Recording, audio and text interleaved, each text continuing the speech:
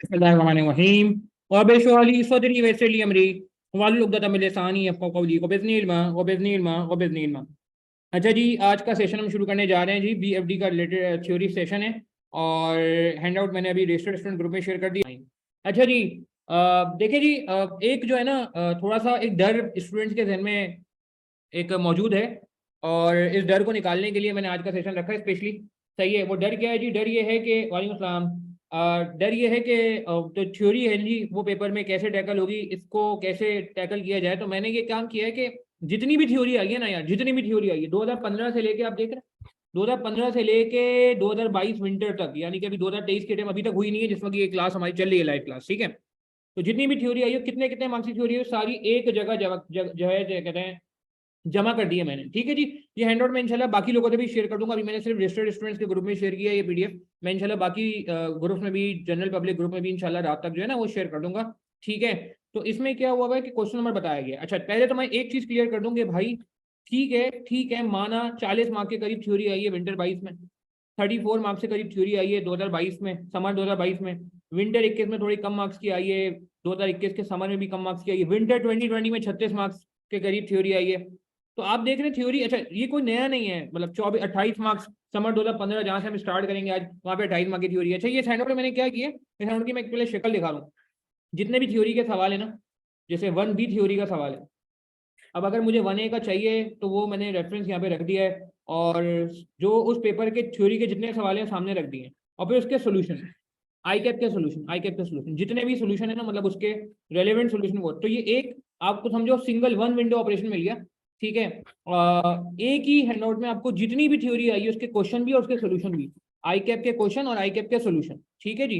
वो सारा आपको इंशाल्लाह एक ही जगह मिल जाएगा, आपको कहीं और जाने की जरूरत नहीं पड़ेगी, किसी और हैंडआउट के थ्रू काम करने की जरूरत नहीं पड़ेगी, ठीक है जी। ये पूरा हैंडआउट है, तकरीबन 80 पेजेस के करीब का हैंडआउट है आई गेस, और ये मैं डिटेल्ड हैंडआउट इंशाल्लाह बाकी लोगों से भी रात में शेयर कर दूंगा। रजिस्टर्ड स्टूडेंट ग्रुप में ऑलरेडी शेयर किया जा चुका है।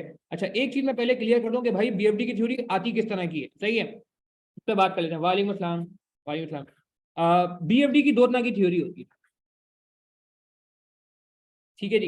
एक मुझे कुछ रखना चाहिए, ये मेरा जो कंप्यूटर है वो हिले जा रहा है। हाँ, क्या बात होती है, दो तरह की थ्योरी होती है जी। एक थ्योरी होती है, अगर हम बात करें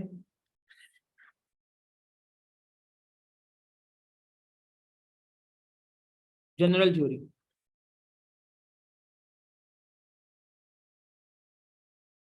ठीक है जी।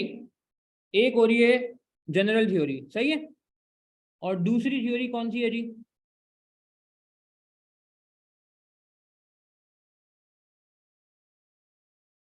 सिनेरियो बेस्ड थ्योरी, ठीक है जी। एक होती है जनरल थ्योरी जिसे हम रॉ थ्योरी भी कहते हैं, और एक होती है सिनेरियो बेस्ड थ्योरी जिसे एप्लीकेशन बेस्ड थ्योरी भी कहते हैं।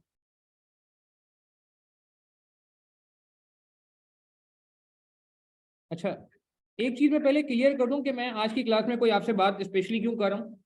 देखिए, वैसे तो अल्हम्दुलिल्लाह हमने अपने नॉर्मल सेशन में ये सारी बातें कवर की हुई हैं, और ये दोनों तरह की थ्योरी हमारी जो बीएफडी की बुक है उसमें मेजॉरिटी कवर्ड, मैं कहूँ 100% कवर्ड है तो मुनासिब नहीं हो। लास्ट टाइम एक आध सवाल स्टडी टेक्स्ट से आ गया था, मगर हमारी जो बीएफडी की बुक में ऑलरेडी ये सारी चीज़ें कवर्ड है, और हमने अपने सेशंस के दौरान भी इस पर काफ़ी सारी बात की है। मगर ऑब्वियसली ऑब्वियसली ऑब्वियसली चूंकि जैसे हम देख रहे हैं कि वेटेज बढ़ती जा रही है, तो हमें इसको एक अलग से रिस्पेक्ट भी देनी है। तो आज के सेशन का मकसद ये है कि हम एक रिस्पेक्ट दें थ्योरी को अलग से ट्रीट करें, सही है, और थ्योरी के लिए एक जबरदस्त एफर्ट जो है वो अलग से कैसे करना है उस पर बात करें। मगर मैं ये डिस्क्लेमर पहले दे दूं कि ये कोई ऐसी बात नहीं, क्योंकि देखें थ्योरी नई नहीं है, बीइंग अ टीचर ऐसा नहीं हो सकता कि मैं थ्योरी ना कराऊँ। ये 36 मार्क्स थ्योरी आई है, इसमें आपको पता है इसमें बीएफडी का पासिंग परसेंटेज वैसे कितना होता है? एनीवन जरा पार्टिसिपेट करें, बीएफडी में कितने परसेंट बच्चा पास हो जाता है अंदाजन? कुछ आइडिया है आपको वैसे एवरेज बेसिस पे? एग्जैक्ट स्टैट्स तो मुझे पता है, मगर मैं आप लोगों से पूछना चाह रहा हूँ। ठीक है मिशेल, सायरा नहीं, 15% बहुत कम है, ऐसा नहीं है, बहुत अच्छा है। हम नहीं, 22% बहुत कम बता रहे हैं हम। नहीं नहीं नहीं नहीं, नॉर्मली 30% एवरेज, पता है आप, 30% एवरेज पासिंग परसेंटेज है। वो अलग बात है, जो दिसंबर 22 अभी जो अटेम्प्ट गुजरी है इसमें 24% था। इट वॉज 24% इन दिसंबर 22 में। अलहमदिल्ला हमारे एक स्टूडेंट का मेरिट भी आया था, एहसन वजी का, अलहमदिल्ला अल्लाह का करम है, एहसान है। मगर ये है कि ओवरऑल येस आई नो कि वो 24% है। वैसे 30 to 40%, सही कह रहे हैं, 35% तक जाता है। अच्छा, आपको पता है इस पेपर में कितना पासिंग परसेंटेज था? जो ये 36 मार्क्स आए हुए, इनकी थ्योरी आई है विंटर 2020 में। इस अटेम्प्ट में विंटर 2020 में जो पासिंग परसेंटेज था, मोशन अली अभी कोशिश करें लाइव अटेंड करें ना, इसमें 49% जी, 49% पासिंग परसेंट। तो एक चीज मैं क्लियर कर दूं कि आप ये ना समझें कि थ्योरी हमेशा आपको फेल कराने के लिए डाल रहा है एग्जामिनर, ये माइंडसेट साइड में कर सकता है थ्योरी आपको। और इसमें तो ऐसा हुआ था, बच्चों के बड़े मैसेजेस आए कि लोगों ने कहा सर इसमें बहुत सारी थ्योरी ऐसी थी जो किताब में से थी तो हमने कॉपी पेस्ट कर दी, सीरियसली स्पीकिंग। तो मैं ये बताना चाह रहा हूँ कि पहले आप ये डर निकाल दें कि थ्योरी की वजह से अनफॉर्चुनेटली पेपर रुकेगा। पेपर रुक सकता है थ्योरी की वजह से, मैं ये नहीं कह रहा, मगर थ्योरी की वजह से पेपर पास भी हो सकता है। जैसे विंटर 2020 में हुआ कि इतनी ज्यादा मार्क्स की थ्योरी आई, 36 मार्क्स की थ्योरी आई, मगर उसके बावजूद 49% पासिंग परसेंटेज रहा। और स्टूडेंट का ये कहना था कि थ्योरी की वजह से हमें बहुत ज्यादा आसानी हुई। ठीक है जी। तो अब जरा हम बात करते हैं कि थ्योरी दो तरह की होती है। क्या मैं कह रहा था, एक होती है जनरल थ्योरी और एक होती है सिनेरियो बेस्ड थ्योरी। अच्छा, एक बात ध्यान में रहे कि यार जो जनरल थ्योरी है ना, इसके लिए आपके पास, हमारे पास जो हमारी अपनी बुक है वो, और आईकैप का स्टडी टेक्स्ट, क्योंकि ओपन बुक है ना, तो ये आप फॉलो कर सकते हैं बड़ी आसानी से। बस आपको ये पता होना चाहिए कि जो भी बुक आप फॉलो करेंगे या किसी टीचर की बुक, जो भी जिन टीचर से आप पढ़ रहे हैं, अगर हमसे नहीं भी पढ़ रहे हैं तो अपने टीचर की किताब, उसमें भी आई एम श्योर कोई ना कोई थ्योरी होगी। हमने अपना स्टाइल ये रखा हुआ है कि हर टॉपिक से पहले कोई थ्योरी कवर करते हैं और फिर एसीसी के क्वेश्चंस के साथ भी हम थ्योरी कवर करते हैं। तो खैर, तो जनरल थ्योरी के लिए तो मैं कहूँगा ज्यादा टेंशन लेने की जरूरत नहीं है, क्योंकि ओपन बुक है ना। तो आपकी ये जो ओपन बुक जो अप्रोच है ना, ये आपको बहुत हेल्प करेगी। ठीक है, क्योंकि देखें अभी मैं आपको थ्योरी के सवाल भी कराऊंगा तो आप ये बोलेंगे हाँ यार बात तो वैलिड है। तो जनरल थ्योरी रिपीट भी हो रही होती है और ये आप यहाँ से उठा लोगे। अच्छा, जो सिनेरियो बेस्ड थ्योरी है इसका क्या करेंगे, ये वाली जो सिनेरियो बेस्ड थ्योरी है ना यार, इसके लिए मैं समझता हूँ कि आपके पास जो है ना, बीएफडी के पास पेपर्स जो मैंने एक जगह कंपाइल कर दी है अल्हम्दुलिल्लाह। ठीक है, बीएफडी के पास पेपर्स के अलावा आपने देखा होगा हमारी बुक में एसीसी के कुछ क्वालिटी क्वेश्चन है, जो हमसे नहीं पढ़ा कोई मसला नहीं है। एसीसी की किट बहुत आसानी से अवेलेबल होती है वेबसाइट पर, बहुत आसानी से अवेलेबल होती है सॉफ्ट में, वहां से उठा सकते हैं। वरना हमारी बुक में जो अल्हम्दुलिल्लाह सवाल है उसमें एसीसी के जो थ्योरेटिकल पार्ट होता है BCD नॉर्मली, तो वहाँ के क्वेश्चन, तो ये आपको बहुत अच्छा आइडिया दे रहे हैं। ठीक है, बिल्कुल हमारी बुक एक्सेप्टेबल है जी, पेपर में ले जा सकते हैं अल्हम्दुलिल्लाह, काफी सालों से लोग लेके जा रहे हैं। ठीक है, तो जनरल थ्योरी के लिए आपकी अपनी बुक या हमारी बुक या आप जिस टीचर को फॉलो करें उनकी बुक। ठीक है, ओपन बुक अप्रोच आपको यहाँ पे बहुत ज्यादा हेल्प करेगी। एप्लीकेशन बेस्ड थ्योरी के लिए आपको इन क्वेश्चंस की प्रैक्टिस करनी पड़ेगी। अच्छा, एक बहुत बड़ा जो मैंने नोट किया है, क्या कहते हैं, फैक्टर, जो पिछले विंटर 22 के टाइम में नोट किया और एग्जामिनर ने भी ये बात की कि हम जो है ना थ्योरी की रिटन प्रैक्टिस नहीं कर रहे। तो प्लीज हमने कोशिश करनी है रिटन प्रैक्टिस फॉर थ्योरी। अच्छा, रिटन प्रैक्टिस फॉर थ्योरी के भी दो स्टाइल हैं। अच्छा, एक तो होता है ओरल प्रैक्टिस। ओरल प्रैक्टिस मतलब आपने देखा सवाल, आपने कहा हाँ यार ये सवाल तो आता है, वैक यूज क्यों नहीं हो सकता किसी स्पेसिफिक सिनेरियो में, आपको पता है, आपने जो है ना बोला यार मैं पेपर में लिख दूंगा। आपको पता है सेमी स्ट्रॉन्ग मार्केट क्या होती है, स्ट्रॉन्ग मार्केट क्या होती है, एफिशिएंट मार्केट क्या होती है, आपने कहा मैं लिख दूंगा। नहीं यार, आप कोशिश करें प्लीज रिटन प्रैक्टिस करें। जिस तरह थ्योरी के बाकी पेपर में आप रिटन प्रैक्टिस करते हैं ना, ऑडिट में करते हैं। अब मैंने अल्हम्दुलिल्लाह कुछ टाइम पहले FPM CFAP 3 पढ़ाना शुरू किया, वहां भी मैं स्टूडेंट से यही रिक्वेस्ट कर रहा था कि भाई आप रिटन प्रैक्टिस करें। और आगे जाके आपको पता है BFD का आगे, अच्छा BFD में थ्योरी क्यों आ रही है, एक माइंडसेट भी समझ लें, फिर मैं स्पेसिफिक थ्योरी के सवाल शुरू करूंगा, ये स्टेप बाय स्टेप पूरा इंडेक्स मैंने रेडी किया हुआ है। देखिए BFD में थ्योरी क्यों आ रही है, इसके पीछे लॉजिक ये, उसके पीछे दो लॉजिक्स हैं। पहली लॉजिक ये, आपको पता है BFD के बाद जो पेपर आता है कौन सा आता है, जो BFD का जिसे कहते हैं कि gateway, BFD is the gateway for which paper, आप if you pass BFD and SPM, yes आपके लिए डोर ओपन हो जाता है। किसका डोर ओपन हो जाता है? बिल्कुल बिल्कुल, MSA 2 का, बिल्कुल सही कहा आपने, जवाब सही कह रहे हैं हमारे। तो MSA 2 में तो आपको पता है कि BFD के एरिया की थ्योरी ही आती है, मतलब MSA 2 इज 90%, 80 to 90% थ्योरेटिकल, यानी कि उसमें BFD एरिया की भी थ्योरी आ रही है। तो एग्जामिनर को ना, चूंकि मैं MSA 2 भी पढ़ा रहा हूँ अल्हम्दुलिल्लाह काफी सालों से, तो एग्जामिनर को ये बड़ा शिकवा रहता है, एग्जामिनर को ये बड़ा शिकवा रहता है, बिल्कुल सही कह रहे हैं तस्नीम, MSA 2 में आता है। एग्जामिनर को शिकवा रहता है कि लोग जो है ना BFD एरिया की थ्योरी या जनरल जो है थ्योरी इतनी अच्छी नहीं लिख पा रहे हैं। तो इसीलिए अब उसने क्या किया कि बीच में डायरेक्ट MSA 2 में पूछने के बजाय थोड़ा BFD एरिया को भी हैवी कर दिया है, कि BFD के अंदर भी उसने कहा भाई थ्योरी पूछ लेते, ताकि जब बच्चा MSA 2 में आए तो वो तैयार हो। एक ये वजह है। दूसरी वजह ये कि BFD की एक सिमिलर पेपर है ACCA का P4, नाम सुना है आपने P4, जिसे हम AFM भी कहते हैं, एडवांस फाइनेंशियल मैनेजमेंट भी कहते हैं, जो मैंने खुद ये ACCA करते हुए पढ़ा हुआ है अल्हम्दुलिल्लाह पेपर। तो इसीलिए इस पेपर के बारे में मुझे बहुत डिटेल आइडिया है। ACCA के दौरान मैंने पेपर पढ़ा था, बड़ा मजेदार पेपर था। तो आपने नाम सुना है, कितने लोगों ने नाम सुना है ACCA P4 का? कोई पेपर देखा है आपने? इसी से P4 के सवाल देखें, इवन तो बुक में है हमारी काफी सवाल, हमने ऐसी P4 से भी अल्हम्दुलिल्लाह अडॉप्ट किए हैं, मगर वैसे बात कर रहा हूँ तो वहां पे आपने नोट किया है, वहां पे आपको ऑलमोस्ट 50% थ्योरी नजर आएगी, यानी कि आई कैप अभी भी पीछे है, यानी कि AFM में इनफैक्ट 50 से 55%, मतलब अगर मैं बिल्कुल आपको सही बात बताऊं ना तो 50 से 55% थ्योरी आती है वहां पे, यानी कि मेजोरिटी थ्योरी आती है। तो कहने का मतलब है, अब आप यहाँ पे देखें आई कैप ने कभी 50 मार्क की थ्योरी पूछी है, कभी पूछी है नहीं, 28 मार्क की थ्योरी पूछी है, ये सारे छह नोट मौजूद है। 3 मार्क की थ्योरी पूछी है, 13 मार्क की थ्योरी पूछी है, 5 मार्क की थ्योरी पूछी है, ठीक है। और मैक्सिमम कहाँ गया, 36 मार्क गया, 50 यहाँ भी नहीं गया। फिर 12 मार्क, 34 मार्क की थ्योरी पूछी है, 40 मार्क की थ्योरी पूछी है, यानी कि अभी भी वो 50 पे नहीं गया। तो आप अपने जहन में रखें, आगे जाके जिंदगी में आपके बाद वाले जो स्टूडेंट्स होंगे, आप तो इंशाल्लाह मुझे उम्मीद है BFD पास कर जाएंगे इंशाल्लाह इसी टाइम में सबने कोशिश करके पास करना है ये, और हो सकता है पास। मगर जब आपके बाद वाली आवाम जब आएगी, आपके बाद वाली कौम जो आएगी, उसको मैं समझता हूँ कि BFD के अंदर थ्योरी और ज्यादा पढ़नी पड़ेगी, यानी कि 50 से 55% का माइंड बनाना पड़ेगा। ICW के अंदर भी ऐसा है और ACCA के अंदर भी ऐसा है, ठीक है जी। बिल्कुल, ये एनालिसिस भी मैं शेयर कर दूंगा आपसे, ये पूरा हैंडआउट में इंशाल्लाह जो है ना पब्लिक ग्रुप में भी शेयर करता हूँ, रजिस्टर्ड स्टूडेंट ग्रुप में हम ऑलरेडी शेयर कर चुके हैं। 80 पेज का हैंडआउट है जी।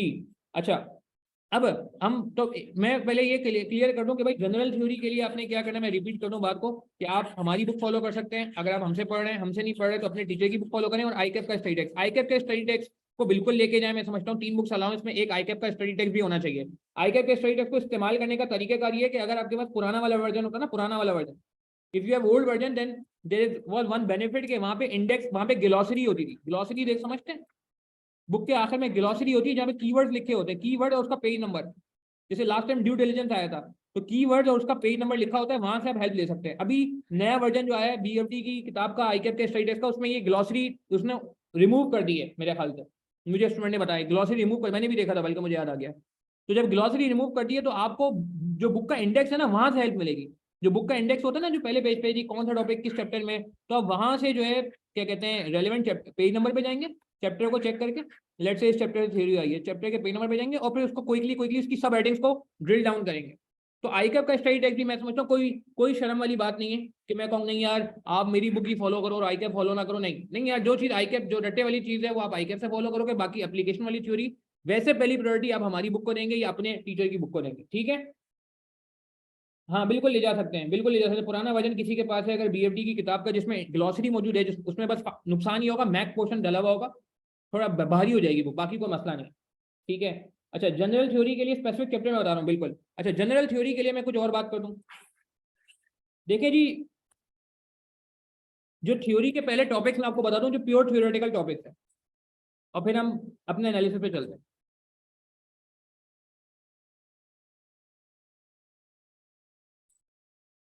आपने नाम सुना है सोर्सेज ऑफ फाइनेंस का? ये टॉपिक MSA2 के तकरीबन हर सवाल में आता है, हर दूसरे पेपर में आता है MSA2, तो ये इतना इंपॉर्टेंट टॉपिक है सोर्सेज ऑफ फाइनेंस, कि डेट से फाइनेंस करेंगे, इक्विटी से फाइनेंस करेंगे, ये पूरा थ्योरेटिकल टॉपिक है। EPS गेयरिंग वेयरिंग ये सारी चीजें निकाली जाती हैं अगर याद आ रहा हो, बिल्कुल ठीक है। बुक में स्टेबल कर सकते हैं यार, कोशिश कर लें, अगर वो आपको अलाउ कर दें तो आप स्टेबल कर दीजिएगा। अभी ये फिलहाल हमारी बुक का पार्ट नहीं, क्योंकि हैंडआउट बड़े ही स्टूडेंट्स की फरमाइश के बाद इस टाइम में बनाया गया अभी। अच्छा, दूसरा, इंशाल्लाह अगला वर्जन जो बुक का आएगा उसमें मैं कोशिश करूंगा इसको मैं जगह दे दूंगा, मगर अभी जो वर्जन आप लोगों के पास मौजूद है किताब का उसमें तो बहुत मुश्किल है, क्योंकि ये तो अभी रिसेंटली रेडी हुआ है ना हैंडआउट। अच्छा, दूसरा इसके अंदर एक और टॉपिक आप नोट कर लें, डिविडेंड थ्योरीज। अच्छा, इन टॉपिक को अलग से लिखवाने की वजह ये है कि पहले स्टूडेंट्स इन टॉपिक के साथ ना सौतेला शुरू करते थे, छोड़ के चले जाते थे कि हाँ यार थ्योरी तो वैसे ही नहीं आती, आएगी तो देख लेंगे। मगर अब चूंकि आप देख रहे हैं कि थ्योरी की वेटेज बढ़ रही है तो इन टॉपिक की वेटेज बढ़ जाएगी।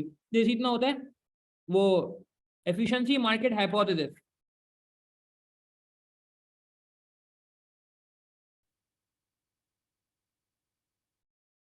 ये वो होता है strong market, semi strong market और वीक मार्केट। इस पे बड़ा अच्छा सवाल 2016 में आया हुआ है, हमारे एंड्रॉइड में मौजूद है, बहुत अच्छा सवाल, प्रैक्टिकल प्लस थ्योरी को उसने मिला दिया, बहुत जबरदस्त सवाल बनाया। इस पे बल्कि आप नोट भी कर लें, विंटर 2016 का एक बहुत ही सुपर क्वेश्चन आपने करना है, मैं कराऊं या ना कराऊं, अभी टाइम क्योंकि कम है ऑब्वियसली हमारे पास जो है वो, अगर मैं नहीं भी कराऊं तो आपने जरूर अटेम्प्ट करना होगा, विंटर 16 का सवाल हमारे इस एंड्रॉइड में मौजूद है, ठीक है। अच्छा, इसके अलावा मैं समझता हूँ कि जो बिजनेस वैल्यूएशन की थ्योरी होती है, बिजनेस वैल्यूएशन टेक्निक्स, पे थ्योरी बन सकती है। ठीक है, ये सेकेंडरी, अब मैं आ रहा हूँ उसके पास। ठीक है, यहाँ पे कुछ थोड़ा बहुत जो है वो आपको एरिया आ सकता है, वैग की थ्योरी बन सकती है। अच्छा, एक और टॉपिक है जो मेरे ख्याल से मुझे पहले लिखना चाहिए वैग से पहले। आपको याद है एक टॉपिक का नाम है कैपिटल स्ट्रक्चर थ्योरीज।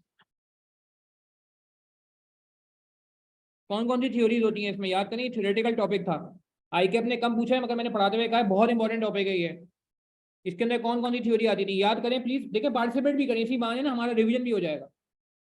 बिल्कुल सही कहा, वेरी गुड। नहीं, सीएपीएम नहीं है इसमें, इसमें वो ट्रेडिशनल था। वेरी गुड, जबरदस्त, सही कह रहे हैं तस्नीम असलम, सही कह रहे हैं मिशल इजादी, सही कह रहे हैं समीर मुजफ्फर, हैदर नदीम सही कह रहे हैं, अली अहमद सिद्दीकी सही कह रहे हैं, सायरा बतूल सही कह रहे हैं, बिल्कुल सही है, शुमाइला इफ्तिखार, शिदा सही कह रहे हैं। Traditional, MM with tax and without tax, और यील्ड कर्व की भी थ्योरी मैंने इसी में कराई दिया। ठीक है ना, हाँ बिल्कुल बिल्कुल बिल्कुल बिल्कुल। तो ये सारी की सारी, ये मैं आपको इसीलिए अलग से लिखवा रहा हूँ, मैं भी पासेवर भी दिखा दूंगा, क्योंकि यार देखो अब आप खुद समझो कि स्कोप हमारा ना थोड़ा चेंज हो रहा है ना। तो इन टॉपिक्स को जिनको मैं माजरत के साथ मतलब एक वर्ड यूज कर रहा हूँ कि लोग सौतेला सलूक करते हैं, स्टूडेंट जो है सौतेला सलूक करते हैं, सही इतना पढ़ के नहीं जाते, तो इनको जरा प्लीज देखिएगा, हसरत करते हैं मगर अभी फिलहाल लाइव अटेंड करो जरा, देखेंगे उसके बारे में भी। अच्छा, और इसके अलावा थ्योरी कहाँ से आती है, हाँ कॉस्ट ऑफ कैपिटल वैग की थ्योरी आती है।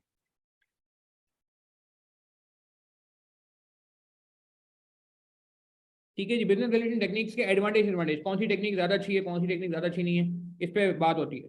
तो ये अगेन आप इन टॉपिक्स को, अच्छा जो लोग हमसे भी रेगुलर नए बैच में बीएफडी के एडमिशन लिया हुआ है, उनके लिए बस ये कि ये दो क्या कहते हैं टॉपिक्स के मैंने आपको लेक्चर जो है वो अभी बिल्कुल लास्ट हमारा जो कोर्स है समझो एंड पे अलहमदुलिल्लाह, अभी भी पेपर में थोड़ा टाइम है वैसे तो बस ये दो के मैं आपको जो है ना आज कल में लेक्चर अपलोड कर दूंगा। तो ये इंशाल्लाह हमारा टॉपिक। अच्छा, एक और टॉपिक जो मैं ख्याल से मुझे ऐड कर लेना चाहिए, जो पेपर में आई के अपने कुछ दिन पहले ऐड किया, जो पेपर में इतना नहीं पूछा गया, लिक्विडिटी एंड क्रेडिट रिस्क, नाम सुना है आपने? ये अभी नई स्कीम में आई के अपने शामिल किया, ये न्यू टॉपिक है, ये पहले नहीं था, इसलिए इसका कोई पास में सवाल नहीं है। लिक्विडिटी एंड क्रेडिट रिस्क, बिल्कुल सायरा बतूल आपने बिल्कुल सही कहा, हमारे बुक में ये मौजूद है, मैं आपको बता दूंगा। ये हमारी आर्बिट्राज थ्योरी भी आ सकती है, बिल्कुल वो सीएपीएम की थ्योरी में आ जाएगी, लास्ट सीएपीएम की थ्योरी, कैपएम की थ्योरी, आर्बिट्राज प्राइसिंग मॉडल वगैरह वगैरह, ये 2022 में आई है, ये 2022 में आई है। ठीक है, तो प्लीज यार अच्छा मजे की बात ये इनमें से कुछ टॉपिक ऐसे हैं क्योंकि मैं एक अपॉर्चुनिटी अवेल कर लेता हूँ। ये जो मैं ग्रीन हाईलाइट कर रहा हूँ, एक पता नहीं ग्रीन हाईलाइट नहीं हो रहा मेरे पास, अंडरलाइन कर लेता हूँ, या चलिए मैं पॉइंट लगा लेता हूँ, डॉट लगा लेता हूँ, एक दो और ये क्या नाम है आपका, अल्लाह भला करे, कुछ हद तक ये है। ठीक है, ये थ्योरी जो है ना ये वहाँ पे बहुत आती है एमएसए 2 में, एमएसए 2 में थ्योरी बहुत आती है। ठीक है, हाँ वहाँ पे अपलोडेड है, या शेख वहाँ पे अपलोडेड है, बिल्कुल चैप्टर 31 है हसन, हमारी किताब का लिक्विडिटी एंड ट्रेड, हमारी किताब का चैप्टर 31 है। ठीक है, तो ये आप एरिया नोट कर लें प्लीज, इस पे जो है ना डेडिकेटेड सवाल बन सकता है और बहुत बेहतरीन सवाल बन सकता है। अच्छा, सवाल ये क्या इस पे सिर्फ ये वाला सवाल बनेगा, जनरल थ्योरी का सवाल बनेगा, मेरा सवाल है। ठीक है, थर्ड हमारी बुक में ये लास्ट में है, ये एमआईआरआर वाले टॉपिक में, जो एमआईआरआर वाला टॉपिक है ना हमारी बुक में याद होगा अगर आपको, उसमें आपको ये नजर आएगा, ये उसके अंदर ये मैंने इसको शामिल किया भाई, छोटा सा 3-4 पेजेस का टॉपिक है, ये मैं इसका लेक्चर भी अपलोड कर दूंगा। अच्छा, ये एक सवाल है मेरा, क्या इसमें से सिर्फ रॉ जनरल थ्योरी आएगी? नहीं, रॉ थ्योरी नहीं आएगी, इसकी सिनेरियो बेस्ड थ्योरी के भी बहुत अच्छे अच्छे सवाल बने हुए जो अभी आपको इस हैंडआउट में मिल जाएंगे, जो हैंडआउट में आपसे शेयर करूंगा इंशाल्लाह। ठीक है, नोट कर लिया, तो मैं आगे बढ़ना चाहूंगा यार, प्लीज इनको नोट कर लें, प्लीज इनको खास तौर पे देख के जाएगा, क्योंकि ये ज्यादातर इसमें ऐसा नहीं कैलकुलेशन नहीं है, आई कैप की अच्छी बात ये है कि इसमें भी वो कैलकुलेशन करवा सकता है और करवाएगा, मैं आपको 1-2 सवाल ऐसे कराऊंगा। ठीक है अभी, मगर ये कि आप दोनों तरीके से प्रिपेयर करें, नोट कर लिया?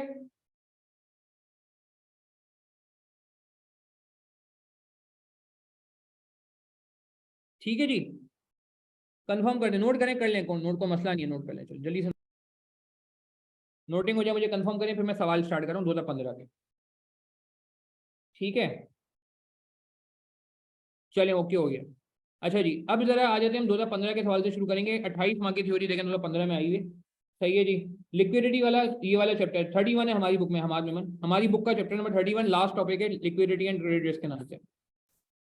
अच्छा, 2015 में, अच्छा ये मैंने इसमें ना मैक पोर्शन हटा दिया भाई, एक डिस्क्लेमर दे दूं, मैंने मैक पोर्शन के जो सवाल थे वो हटा दिए, क्योंकि मैक पोर्शन आपको पता है हमारे कोर्स में नहीं है। तो ऐसा है, बीच में कुछ थ्योरी के कुछ क्वालिटी सवाल मैक पोर्शन के थे, मगर वो अब जरूरत नहीं, कोई अगर आपको इसमें एरर नजर आए मेरा ईमेल एड्रेस मौजूद है, मुझे इसमें बता दीजिएगा। हो सकता है कंपाइलेशन में कोई एरर आ गया हो। ठीक है जी, अल्लाह सबको कामयाब फरमाए। ऐसे 2015 पे आएंगे, कॉपी करने हैं यार, स्नैपशॉट ले लें इसका फिर यार, अब क्योंकि बाकी स्टूडेंट वेट करेंगे ना, फिर गड़बड़ हो जाएगी, टाइम कम है हमारे पास। इसका स्नैपशॉट ले लो अगर आपका नोट नहीं हुआ, जल्दी से। ठीक है, मैं बिल्कुल नमाज के लिए रुकूंगा, नमाज का ब्रेक मैं बिल्कुल दूंगा आप लोगों को। नमाज यहाँ पे होती है कराची में 7:01 पे शायद अजान होगी, 7:02 पे, तो मैं उस वक्त आपको नमाज का ब्रेक दूंगा। 25 मिनट का नमाज का ब्रेक होगा, आधे घंटे का। ठीक है, बिल्कुल नमाज के लिए रुकेंगे। अच्छा आगे चलते हैं जी, क्लास देखें 8:45 तक लेके जाएंगे, कोशिश करेंगे 8:45 तक, ईशा पे एंड कर देंगे इंशाल्लाह, कोशिश करेंगे कि ईशा पे एंड कर दें, और फिर इसका एक सेकंड सेशन कब होगा वो भी बता दूंगा मैं आपको। अच्छा आगे चलेंगे, बिल्कुल इंशाल्लाह कल भी रखेंगे। अच्छा अभी आ जाए ना, कल शायद सुबह उबा में होगी क्लास ना, कल इस टाइम नहीं होगी, कल थोड़ा जल्दी रखनी पड़ेगी। 2015 का सवाल शुरू करें। अच्छा ये देखें, एक चीज़ क्लियर कर दूं मैं, देखें यार बहुत सारे मैंने इस हैंडआउट में ना सवाल, अब ये देखें इसमें थ्योरी का जो सवाल ना वो 1 भी है। ठीक है, मगर आप देख रहे हैं मैंने क्या किया, 1A को रखा है एज अ प्रेफरेंस, क्योंकि मसला ये कि मैं अगर आपको डायरेक्ट 1 भी पढ़ने को दूंगा, देखिए पढ़ें क्या लिखा हुआ है, बिसाइड कंप्यूटेशन। अब आपको देखें कुछ सेंस बन रही है, beside the computation carried out in A work, highlight the matter that may be considered bye sponsor before taking the decision. अब आप नोट करें मैं कहना क्या चाह रहा हूँ। हाँ मैं बस ये कराची के हिसाब से नमाज का ब्रेक देता हूँ अभी आपको ना, बस अभी 10 मिनट बाद नमाज ब्रेक हो जाएगा कराची के हिसाब से ना। हाँ अब आप देखें, क्या मैं अगर डायरेक्ट बी पार्ट बोलता करने को, ठीक है, तो आपको समझ ही नहीं आता कि यार कौन से मेथड्स की बात हो रही है। तो मैंने इस नोट में ये किया है कि आपको सवाल भी देख दिया है, मगर एज अ रेफरेंस दिया है। 1A जो है वो एज अ रेफरेंस है कि आपको बी में आसानी हो, मगर हमारा फोकस बी है। मैं ए नहीं सॉल्व करूंगा, ए ऑलरेडी वैसे आपको याद होगा, कामयाब मार्ट का सवाल है, इन्वेस्टमेंट एडवांस में अपने नॉर्मल लेक्चर में अल्हम्दुलिल्लाह कवर कर चुके हैं। ठीक है, अच्छा बी पार्ट, ये पूरा सवाल में क्या हुआ था, मैं बैकग्राउंड देता हूँ कि भाई हमने मार्ट खोला था, सही है, एक मार्ट खोला था, मैं सिर्फ बैकग्राउंड पढ़ रहा हूँ ताकि हमें आसानी हो थ्योरी का सवाल करने में। कामयाब mart is large departmental store was inaugurated 2 years ago in Peshawar with a high financial prospect. However, in a recently concluded meeting, sponsors have shown concern over its actual performance. Following information is available in this regard. 2 साल पहले इन्होंने mart खोला, सही है, और फिर ये सारी कहानी लिखी हुई है, सही है। अच्छा अब रिक्वायरमेंट नंबर 1 पढ़ लेते हैं, advise whether the sponsor should continue to operate KM over a period of 3 more years और क्लोज डाउन नाउ। अच्छा कितने साल गुजर गए, देखिएगा प्लीज, थोड़ा बात को समझिएगा, सवाल मुश्किल नहीं है, 6 मार्क मुफ्त के सवाल हैं, 10 मार्क के लिए इतनी मेहनत करनी पड़ी है हमें, कैलकुलेशन में आपकी सोच है, और 6 मार्क फुल टॉस प्लेट में रख के दिए गए, अगर आपको सवाल समझ आ जाए तो। ठीक है, हाँ तो कितने महीने क्या कहते हैं गुजर चुके हैं जी, ये कह रहे हैं कि हमने इनॉग्रेट किया था 2 साल पहले, 2 साल पहले हमने ये इनॉग्रेट किया, 2 साल गुजर चुके हैं, और जो इसका टोटल पीरियड है वो कितना है, the sponsor apprise the investment in came over a period of 5 years, 5 साल का इन्होंने अरसा जो है ना ध्यान में रखा हुआ है, यानी कि 5 साल बाद प्रोजेक्ट जो है वो एंड हो जाएगा, खत्म हो जाएगा, जीरो हो जाएगा। ए पार्ट में ये पूछ रहा था, advise whether sponsor should continue to operate KM over a period of 3 more years और क्लोज इट डाउन नाउ। बेहतर तो ये है कि अगर आप पहले सवाल को रिवाइज कर लें, ए पार्ट कि हमने ए पार्ट में क्या किया था, कैसे किया, तो बहुत अच्छी बात है। और अगर किसी के ध्यान में आ रहा है कि हाँ यार ये बिल्कुल क्लास में हमने किया था, सर ने कराया था, इसका ए पार्ट का सारा सिनेरियो समझ में आ गया, तो बी पार्ट में अब हम बी पार्ट पढ़ लेते हैं। Besides the competition carried out in A above, highlight the matter that may be considered by sponsor before taking the final decision. अब 6 मार्क का सवाल है। अच्छा ये देखने को सवाल आपको क्या लग रहा है, जनरल सवाल है या एप्लीकेशन बेस्ड है? ये सवाल जनरल लग रहा है या एप्लीकेशन बेस्ड सवाल लग रहा है? जवाब दें, पार्टिसिपेट करें। अच्छा सायरा कह रहे हैं जनरल लग रहा है, मामी कह रहे हैं एप्लीकेशन बेस्ड है, अली अहमद सिद्दीकी, हमाद जो है एप्लीकेशन बेस्ड कर रहे हैं, बिया कह रहे हैं जनरल है, मिशल अजीज जनरल कह रहे हैं, तस्नीम एप्लीकेशन बेस्ड कर रहे हैं, अच्छा जी समीर मुजफ्फर एप्लीकेशन बेस्ड कह रहे हैं, जुबैर खान, हसन, तस्नीम असलम एप्लीकेशन बेस्ड कह रहे हैं, इब्राहिम खान जनरल कह रहे हैं। अच्छा मेरा इसमें जो पॉइंट ऑफ व्यू है ना, फराज शेख एप्लीकेशन बेस्ड कह रहे हैं, मुझे ऐसा लगता है कि ये रिक्वायरमेंट पढ़ के तो एप्लीकेशन बेस्ड लग रहा है, रिक्वायरमेंट पढ़ के, अब एक्चुअल में ये एप्लीकेशन बेस्ड है या नहीं है वो तो बात की बात है, जब हम सॉल्व करेंगे अभी पता चल जाएगा, मगर आप रिक्वायरमेंट पढ़ें, beside the competition carried out in A above, highlight the matter that may be considered bye sponsor before taking the decision. तो इसका मतलब ये हुआ कि अगर आपको ऊपर के डिसीजन का पता ही नहीं है, इसीलिए मैंने आपको ए पार्ट का ना पूरा डेटा दिया है, अगर आपको ऊपर के डिसीजन का पता ही नहीं है तो आप शायद रेलिवेंट काम नहीं कर सकते। अब ये हेजिंग का सवाल है, या ये कॉस्ट ऑफ कैपिटल वैक का सवाल है, या ये सोर्स ऑफ फाइनेंस अवेल करने का सवाल है, किस डिसीजन की बात हो रही है? डिसीजन तो बहुत सारे होते हैं कि डेट से फाइनेंस करें, इक्विटी से फाइनेंस करें, मनी मार्केट हेजिंग करें या फ्यूचर्स की हेजिंग करें, ये भी डिसीजन होता है। तो इसीलिए मुझे ऐसा लगता है कि आपको ना पहले ऊपर देखना पड़ेगा कि यार डिसीजन कैसा है, ठीक है ना।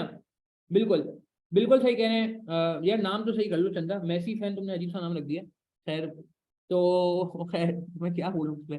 अच्छा, तो मैं क्या कहता कि मुझे एप्लीकेशन बेस्ड लग रहा है। अब मगर ये वाकई एप्लीकेशन बेस्ड है या नहीं, अभी इसका सोल्यूशन बनाएंगे ना तो मैं आपसे बात करूंगा। अच्छा, अब आप मुझे बताएं क्या मैटर्स होने चाहिए अगर आपको ये डिसाइड करना है। इसका सिनेरियो ये था, मैं टाइमलाइन बना के बता देता हूँ भाई। सिनेरियो ये था कि 2 साल गुजर चुके थे, टोटल इसकी लाइफ है 5 साल। ठीक है, टोटल इसकी लाइफ कितनी थी? 5 साल। उसमें 2 साल गुजर चुके हैं। अच्छा, 2 साल गुजर चुके हैं और 3 साल बाकी हैं। ठीक है जी। अब ये यहाँ पूछ रहा था कि भाई यहाँ पे रुक जाए, यहाँ पे इसको क्लोज डाउन कर लें, या फिर इसको क्या करें, कंटिन्यू करें for further 3 years.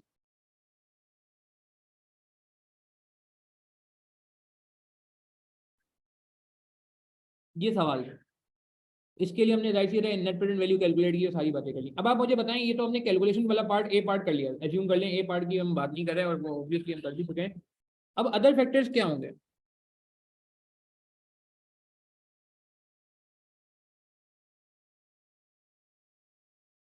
Non financial factor जिसे हम कहते हैं। ठीक है ना? क्या हो सकते हैं, सोचें जरा प्लीज, थोड़ा पार्टिसिपेट करें ना यार। ठीक है, हमारे no issues, no issues at all यार।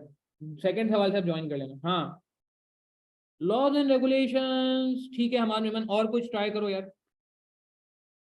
हमें कंटिन्यू करें या इसको डिसकंटिन्यू करें, यानी कि 2 साल बाद क्लोज कर दें या 3 साल तक चलाएं। Very good point Michelle Azizi. नहीं नहीं, पे बैक पीरियड तो देखें, पे बैक पीरियड के अपने मसले हैं। पे बैक पीरियड के बारे में जब हम थ्योरी पढ़ते हैं तो हम ये बात करते हैं कि जो क्या कहते हैं पे बैक पीरियड है ना, पे बैक पीरियड जो है ना यार, वो आपका अल्लाह भला करे, उसकी अपनी लिमिटेशन है, इसमें कॉस्ट ऑफ कैपिटल नहीं होता।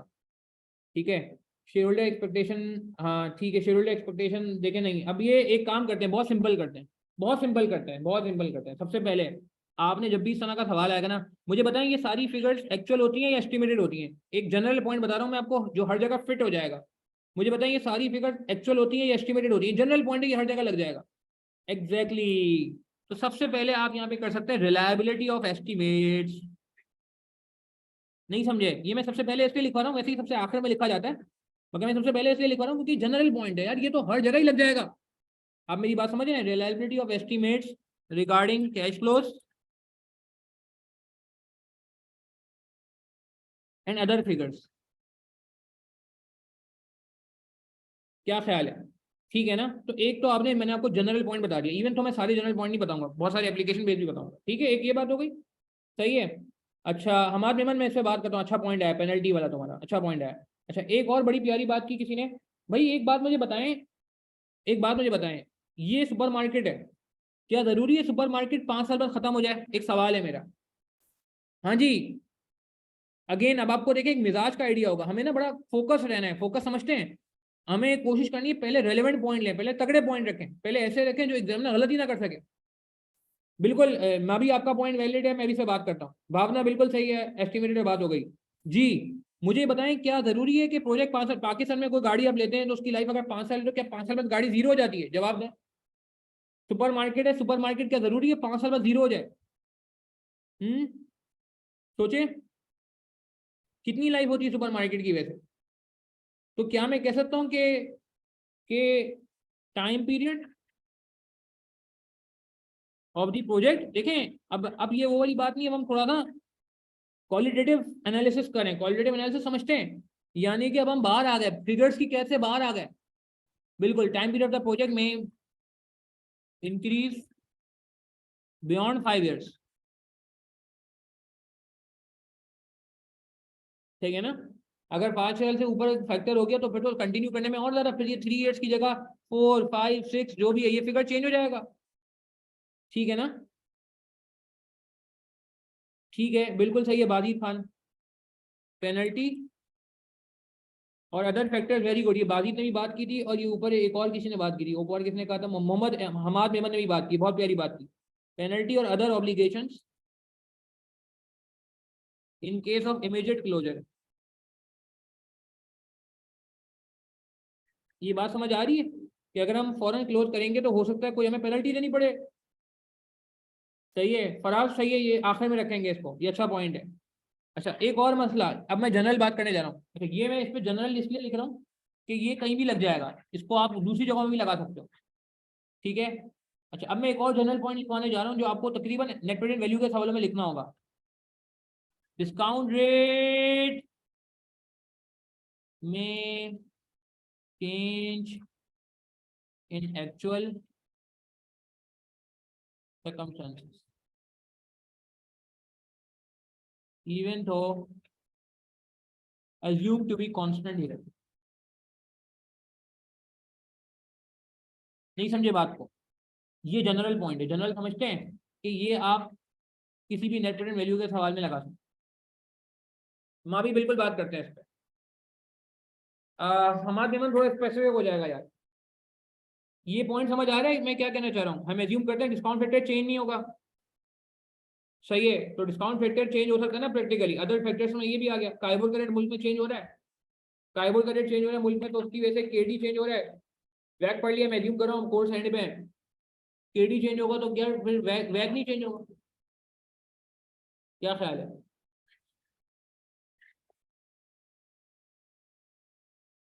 क्या ख्याल है? एग्री करेंगे? एग्री करेंगे? अच्छा एक और पॉइंट भी आ जाता है कि ये इसमें ना एक और चीज भी है। ये आप लोग क्या कह रहे हो, एक और बात आ रही है, ठीक है, टैक्स रेट में चेंज, टैक्स था इस सवाल में से? हाँ टैक्स था। अच्छा इसमें ना टैक्स में लॉसेज आए थे, किसी को याद है? और इसमें एक और बात भी की हुई थी कि बिजनेस का कोई रीसेल वैल्यू नहीं है, नो रिलायबल वैल्यू। मुझे एक बात बताएं, practically, practically, very good Wajid Khan, ये बात करनी है। प्रैक्टिकली मुझे बताएं, क्या आप जब बिजनेस को 5 साल बाद बेचते हैं तो आप जीरो पे बेचेंगे? कोई बिजनेस की लाइफ पूरी हो गई, चले मान लें 5 साल बाद लाइफ पूरी हो गई, कोई बिजनेस आप खरीदने जाएंगे तो बिजनेस के साथ एक और चीज अटैच होती है, बताएं क्या? क्या बताएं, जल्दी बताएं। हाँ, business may be sold at higher value at the end of year 5 due to goodwill. क्या ख्याल है?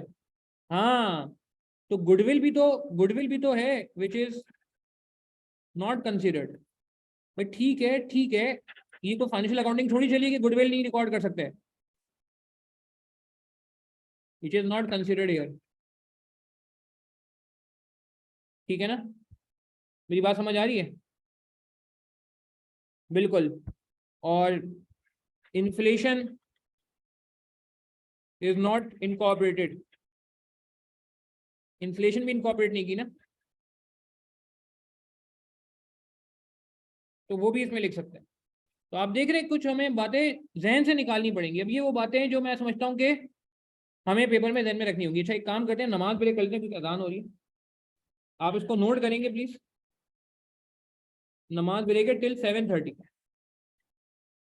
7:30 में हम कंटिन्यू कर लेंगे भाई, ठीक है? 7:30 में वापस आए और फिर हम 2015 की मजीद आगे सवाल को लेके जाएंगे, ठीक है? नमाज का ब्रेक है, सबने वापस आना है और आपने अपना फीडबैक भी देना है, इनपुट भी देना है, ठीक है? और ये लिखें प्लीज, लिख के करें, ये नहीं कि सर ने बोल दिया बहुत अच्छा लग रहा है, लिख के सारा काम करना है, लिख के, अभी भी और आगे भी। चले मिलते हैं ब्रेक के बाद, नमाज पढ़ लें जल्दी से प्लीज, थैंक यू।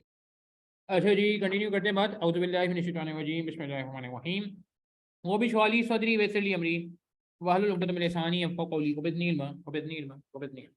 अच्छा जी 2015 का पहला सवाल हमने कर लिया जी, 6 मार्क का सवाल था ये। और आपने देखा कि 6 मार्क के लिए बहुत ज़्यादा मेहनत नहीं है, मतलब अगर हम सही पॉइंट कनेक्ट कर लें तो कोई मसला नहीं होगा। अच्छा तरीक़ेकार क्या होगा, एक अप्रोच भी समझ लें। बहुत सारे सवाल हैं इसमें, ढेरों सवाल हैं। कितने सवाल हैं थ्योरी के जी? 47 सवाल हैं थ्योरी के, ठीक है ना? जितने भी सवाल हैं अल्हम्दुलिल्लाह मैंने सारे कोशिश की है कि आपके लिए सामने ला के रख दूँ। अब ये 47 सवालों में से मैं कहूँगा मेजोरिटी सवालों को आप प्लीज़ लिख के करें।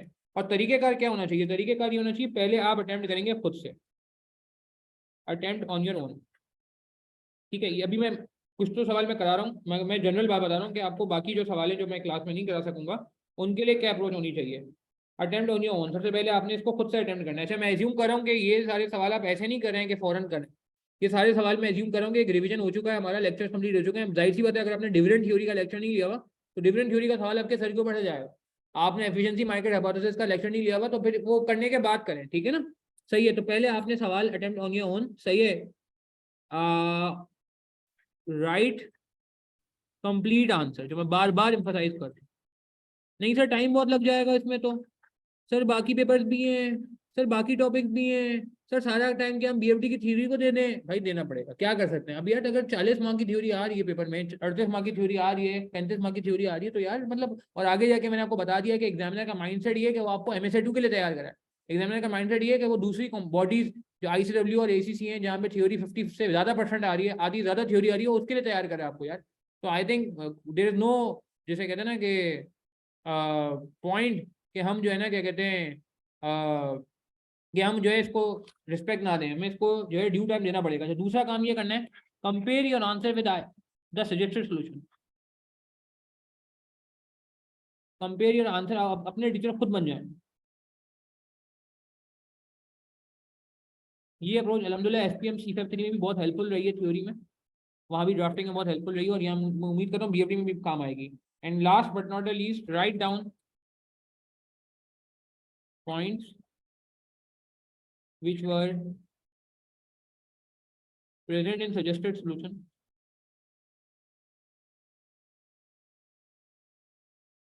but were missing in our answer। ये 3 काम आपने करने हैं तो जाके सवाल का हक अदा होगा, समझ रहे हैं। पहला काम ये करना है कि लिख के सॉल्व करना है, पूरा लिख के करना है, पॉइंट्स नहीं बनाने, जहन में सॉल्व नहीं करना। दूसरा काम ये करना है इसको कंपेयर करना है सजेस्टेड सॉल्यूशन के साथ। तीसरा काम ये करना है कि राइट डाउन एडिशनल पॉइंट, जो इजाफी पॉइंट्स हैं उनको आपने लिखना है, जो एडिशनल पॉइंट आपको मिल रहे हैं वो आपने लिखना है। आप ये 3 काम कर लें, मैं वापस आपसे रिक्वेस्ट कर रहा हूँ यार, तो मुझे उम्मीद है इंशाल्लाह कि बहुत ज़्यादा फायदा होने वाला है आपको इंशाल्लाह। ठीक है जी, आगे बढ़ जाएं। अच्छा, तो ये आप कहीं नोट कर लें अप्रोच चाहें तो यार, क्योंकि ये लिख लें, ये अप्रोच भी कहीं लिख लें, लेकिन थ्योरी के साथ मैंने वापस कहा इंसाफ करना पड़ेगा, और ये हमें फायदा BFD के पेपर में भी होगा, और इंशाल्लाह ताला इसका फायदा आपको MSA2 में भी होगा, मार्क माय वर्ड यार, क्योंकि MSA2 पास के बगैर आप CA क्वालिफाई नहीं कर सकता। मैं MSA2 अलहमदुलिल्लाह 4थी अटेम्प्ट हो गई मेरी MSA2 की। सर फुरकान अहमद के साथ मैं मिलकर पढ़ाता हूँ, सर फुरकान अच्छा खासा एरिया पढ़ाते हैं, मैं इसमें BFD और परफॉर्मेंस मेजरमेंट का जो एरिया है वो पढ़ाता हूँ, जो 30% जो है वो कवर कर रहा होता है कोर्स को। ठीक है जी, आगे बढ़े, नोट करें काम किया है हसन, ये बिल्कुल मैंने आज सुबह ये काम किया है, और एग्जामिनर कमेंट भी अगर आप ऐड कर लें तो बहुत अच्छी बात है। अगर आप इसमें कंपेयर एग्जामिनर कमेंट से वाला, अगर किसी के पास टाइम है तो ये बहुत अच्छी बात की इन्होंने कि एग्जामिनर कमेंट को भी साथ में मिलाया जा सकता है, ताकि आपको आइडिया हो जाए कि एग्जामिनर क्या कह रहा है। ठीक है, बट ये काम तो मिनिमम करना पड़ेगा। अच्छा, अब हम अगर अगले सवाल पे चलते हैं, हमने ये सवाल अलहमदुलिल्लाह कर लिया है। 4 मार्क का सवाल है 2C, बहुत ही हलवा सवाल है। अच्छा, इसका सोल्यूशन मौजूद है इस नोट में। तो पहला सवाल हमने किया, इसका सोल्यूशन पहले 2015 के सारे सवाल हो जाए, 2015 के सारे सवाल हो जाए। ये थोड़ा सा नंबरिंग आगे पीछे हो गई है, इसको मैं थोड़ा सही कर लूंगा। ये देखें, इसका सोल्यूशन यहाँ शुरू हो रहा है। Solution 2015 theory question, matter to be consider. अब आप ये खुद पढ़ लीजिएगा, मोरलेस वही पॉइंट है जो हमने डिस्कस किए, कुछ 1-2 पॉइंट आपको शायद एक्स्ट्रा मिले तो आप उसको नोट कर लीजिएगा, मगर मुझे उम्मीद है मेजोरिटी पॉइंट आपको यहीं मिल जाएंगे। ठीक है, तो सोल्यूशन सारा एक साथ आ रहा है। फिर 2015 जब एंड हो जाएगा, फिर 2015 का विंटर शुरू हो जाएगा। तो इस तरह से हमारी जैसे कहते हैं अप्रोच रही है कि पहले एक कंप्लीट पेपर के सवाल आते हैं, फिर उस कंप्लीट पेपर के सोल्यूशन है, फिर अगले पेपर के सवाल है, फिर अगले पेपर के सोल्यूशन है, एंड सो ऑन। इस तरह से हमारा ये हैंडआउट जो है वो वर्क कर रहा है। अच्छा जी, अब हम सेकंड सवाल पे आते हैं, जल्दी से देखेंगे इसको क्या कह रहे हैं। अच्छा, इसमें मुझे पूरे सवाल दिखाने की जरूरत नहीं थी, तो मैंने डायरेक्ट ये सवाल रखा हुआ है, other matter that ACL should consider before deciding to list the company. Listing पे जा रहे हैं, जल्दी जल्दी बता रहे हैं क्या लग रहा है, जनरल थ्योरी है, थैंक यू, जनरल थ्योरी है या स्पेसिफिक थ्योरी है? बिल्कुल जनरल थ्योरी है जी, जनरल थ्योरी है। तो जनरल थ्योरी है, आसान से पॉइंट है, बताते जाइए, आगे भी पेपर में काम आ सकते हैं, इस तरह के सवाल रिपीट हो जाते हैं। जनरल थ्योरी है ये जी। मैटर लिस्टिंग पे जा रहे हैं, क्या क्या कंसिडर करेंगे। नंबर 1 सबसे पहले, बिल्कुल सही है, सायरा बतूल, फराज है, शाहिद अल्लाह वाला, इब्राहिम खान बिया, ठीक है। रेगुलेटरी कंप्लायंस, ठीक है। Issue cost, very good point, very good point. Cost of listing, cost of listing, very good. और लिस्टिंग पे जाएंगे तो और क्या होगा, अंडर राइटिंग भी हो सकती है। अंडर राइटिंग बाद में होगी ना यार, अंडर राइटिंग तो उस वक्त होगी जब IPO करेंगे। जुबैर, जुबैर बहुत बात की बात है, चंदा अभी नहीं बात करो इस पर, सही है ना। अंडर राइटर जो है ना वो बहुत बाद में आता है। एक्सपेंस ऑफ लिस्टिंग लिख दिया मैंने, मिशेल इजादी। कॉस्ट फॉर लिस्टिंग लिख दिया मैंने, लिख दिया मैंने। और बताएं, और बताएं, regulatory compliances, yes, more strict regulatory compliances for listed companies, ऐसा ही है ना भाई। एसईसीपी बहुत ज़्यादा काम करता है, बहुत ज़्यादा रिस्ट्रिक्शन लगाता है, कंपनी ऑर्डिनेंस भी बहुत ज़्यादा स्ट्रिक्ट हो जाता है, कंपनी एक्ट भी बहुत ज़्यादा स्ट्रिक्ट हो जाता है, और मिनिमम डायरेक्टर रिक्वायरमेंट तो देखिए प्राइवेट कंपनी भी है, आया शेर। बहुत प्यारा पॉइंट है जो मैं अभी तक नहीं आ रहा, आप लोगों ने अभी तक नहीं दिया मुझे, अभी तक नहीं दिया मुझे। नहीं, ये सारे पॉइंट वही है, प्रोस्पेक्टर कॉस्ट में आ जाएगा, रूल्स वगैरह बात हो गई फराज। हाँ मिशेल इजाजी, ये पॉइंट मैं सुन रहा था, वेरी गुड इब्राहिम खान, बहुत प्यारे। डायल्यूशन ऑफ कंट्रोल, जबरदस्त बात हो गई, dilution of control for existing share holders, very good point यार। शेयर होल्डर बोल रहा है मैंने इतनी मेहनत से कंपनी लगाई थी, मेरी बहुत मेहनत से कंपनी बनी थी भाई, ये तो आप दूसरे लोगों को जो है ओनर बना रहे हो, मेरा क्या होगा। ठीक है, और बताएं, और बताएं, 6 पॉइंट कम से कम, 4 5 पॉइंट, 2 पॉइंट तो और दे, 4 पॉइंट तो दे कम से कम, नहीं 3 हुए अभी तक। लिस्टिंग की कॉस्ट हो गई, मोर रेगुलेटरी कंप्लायंस हो गई, एचसीपी के रूल्स वगैरह ज्यादा लगेंगे, dilution of control for existing share holder की, और बताएं। ठीक है, ठीक है, और audited listed company shall only be audited by CA only, यार वो तो सही है मगर कंपनी के एंगल से बात करो ना यार, इंक्रीज कंपटीशन कैसे, देखो यार आए बाएं और शाई नहीं करनी चंदा, कोशिश करनी है कि हम ना हैंगी पेंगी ना करें, उसकी वजह से क्या होगा पता है, सुनो प्लीज, अगर आप इररिलेवेंट लिखोगे ना तो इससे 2 नुकसान होंगे। पहला नुकसान सुनना, आपने 4 मार्क्स के लिए 4 पॉइंट सोचे थे, तो आपका 1 मार्क तो यही कट जाएगा, अगर मैं चौथा पॉइंट कोई ऐसा एरा गैरा पॉइंट लिख दिया ना, तो 4 में से ना मुझे, अच्छा मैं पेपर में क्या सोचूंगा, यार मैंने तो चारों लिख दिए थे, यार मेरे तो 4 में से 4 आएंगे इसमें, मगर एक्चुअली क्या होगा, वो पॉइंट जाया हुआ है। दूसरा नुकसान है, एक तो ये नुकसान हो गया आपका कि आपको लग रहा है धोखा कि यार मैंने सही लिखा है, मगर एग्जामिनर ने आपका मार्क्स जो है काट दे दिया। दूसरा नुकसान ये टाइम भी जाया होगा भाई, टाइम भी जाया होगा। ठीक है, तो कोशिश करो भाई कि बिल्कुल टू द पॉइंट रहे, लिस्टिंग से रिलेटेड यार, कंपटीशन तो लिस्टिंग हो या ना हो वैसे भी बढ़ सकता है ना यार। और बताएं, अरे सोचें, एक बहुत बड़ा मसला आता है, नहीं नहीं, आप लोगों ने देखें, I really want you people to participate, अच्छी बात है, पेपर में गलती नहीं होनी चाहिए, भी हो जाए कोई मसला नहीं है, ये नहीं हो कि तुम्हारे कमेंट आने बंद हो जाए, चंदा नाम नहीं ले रहा मैं। अच्छा, और ड्यू डिलिजेंस, ठीक है। अच्छा, एक और बात मैं कह सकता हूँ कि कौन some confidential information which was not accessible by general public will now be readily available। क्या ख्याल है, ये पॉइंट समझ आती है, ये पॉइंट समझ आता है, सॉरी। पॉइंट 2 ज़्यादा हसन यार, कंप्लायंस रूल ज़्यादा है ना, लिस्टेड कंपनी पे रूल ज़्यादा लगते हैं, लिस्टेड कंपनी पे पीछे पीछे बड़ी प्यारी बात की सीओसीजी भी लगता है, कोड ऑफ कॉर्पोरेट गवर्नेंस का नाम सुना है आपने, कोड ऑफ कॉर्पोरेट गवर्नेंस जो है वो भी किस पे एप्लीकेबल होता है, याद आई बात चंदा। पॉइंट नंबर 2 हसन क्लियर है, सीओसीजी फॉलो करना पड़ता है ना, लिस्टिंग रूल अलग फॉलो करने पड़ते हैं। ठीक है, point involvement of share holder, audit requirement तो देखें प्राइवेट कंपनी को भी है, हाँ ठीक है, ये कॉन्फिडेंशियल इन्फॉर्मेशन की बात हो गई। अच्छा, एक और पॉइंट भी है, हाँ ये बात अच्छी की है आपने, ये हमाद, मैं इसके पॉइंट मैं इस पॉइंट को थोड़ा और रिफ्रेश करता हूँ Chanda. After listing company needs to be more focused on performance as it is observed by public at. कुछ इंग्लिश में टूटी फूटी लिखने की कोशिश कर रहा हूँ, मगर मेरी बात समझ आ रही है। हाँ कि यार कंपनी की परफॉर्मेंस अब बहुत अच्छी होनी चाहिए, कंपनी के कंधों पे जिम्मेदारी आ गई है, कंपनी के कंधों पे जिम्मेदारी आ गई है, क्योंकि यार कंपनी के कंधों पे जिम्मेदारी आ गई है, अब पूरी दुनिया देख रही है, जो शेयर हमारे नहीं भी ले रहे लेने वाले हैं वो भी हमारी परफॉर्मेंस देखेंगे, मार्केट में हमारी कंपनी का शेयर जो है वो कितने का चल रहा है वो तो सही है, मगर कंपनी की परफॉर्मेंस को भी देखा जाएगा, प्रोस्पेक्टिव शेयर होल्डर भी देख रहा होगा। अब पहले परफॉर्मेंस खराब हो जाती थी, कोई मसला नहीं था, अपने घर की बात थी, आपस की बात थी। अब ऐसा नहीं है, ऐसा नहीं है। ठीक है, audit requirement, yes audit requirement भी आ जाएगी, चले मान लेते हैं। मैं इसमें ऑडिट रिक्वायरमेंट को डिस्ट्रिक्ट रेगुलेशन में डाल दूँ। ठीक है, increase influence of share holders कह सकते हैं, कह सकते हैं।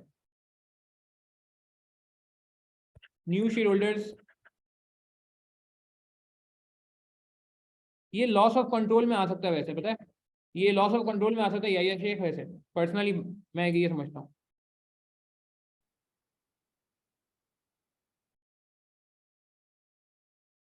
डिसीजन मेकिंग, वैसे पॉइंट पूरे हो चुके, चार पॉइंट लिखने थे हमने, एक्स्ट्रा पॉइंट लिख दिए।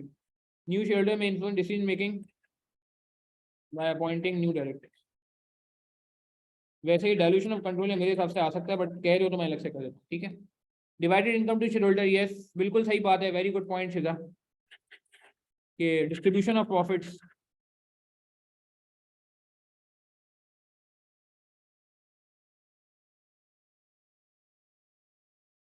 Between new and old share holders, तो वो थोड़ा सा आपको देखना पड़ेगा। चलें यार, मेरे ख्याल से यहीं तक रखते हैं इसको। ठीक है, ये सवाल कंप्लीट कर लेते हैं। टैक्सेस नहीं यार, टैक्सेस लिस्टेड कंपनी को ज़्यादा नहीं है मिशेल, कौन सा टैक्स ज़्यादा है? मेरा तो नहीं ख्याल कोई टैक्स ज़्यादा है। कुछ नाम लो, मुझे बताओ कोई टैक्स तुम्हें लगता है लिस्टेड कंपनी पे ज़्यादा हो, प्राइवेट कंपनी में कम हो। मेरा तो नहीं ख्याल, पाकिस्तान में जो टैक्स के रूल है वो तो 29% ये, चाहे प्राइवेट कंपनी हो या लिस्टेड कंपनी हो। स्मॉल कंपनी की अलग बात है, मगर स्मॉल कंपनी तो जरूरी नहीं है कि हर प्राइवेट कंपनी स्मॉल हो। नहीं नहीं नहीं, चंदा ऐसा नहीं करना लड़के, लड़के, स्लो डिसीजन मेकिंग यार, बस बस बस फराज चंदा, स्लो, ये स्लो डिसीजन मेकिंग हो या फास्ट डिसीजन मेकिंग हो, ये एसपीएम में जाएंगे इंशाल्लाह, ये एसपीएम में देखेंगे। हाँ, क्रेडिट, टैक्स क्रेडिट मिल सकते हैं हमारे, बिल्कुल, मगर अगेन यार मैं कहूँगा टैक्स के पेपर पे ना जाओ अभी, जो कंफर्म बातें वो लिखो। ठीक है, हो गया, नोट कर लो यार प्लीज। जनरल थ्योरी थी, पेपर में आ गई, फुल टॉस है जी, out of the park, out of the park, आगे बढ़े और 6 लगा दें जी, 6 लगा दें। ठीक है, नोट कर लिया है, जल्दी नोट करें इसको जरा प्लीज, जल्दी से लिखें, मैं अगले सवाल पे जा रहा हूँ, अगला सवाल बड़ा जबरदस्त है। अच्छा जी, नेक्स्ट अब हम आगे सवाल में पढ़ेंगे, क्वेश्चन नंबर 3। यार ये बहुत ही क्वालिटी सवाल है, 2015 क्वेश्चन नंबर 3 है, 2015 के सवाल में बात हो रही है, आधार टेक्सटाइल के नाम से, ये मैंने होमवर्क में दिया है, बहुत ही बेहतरीन सवाल है, 15 मार्क का।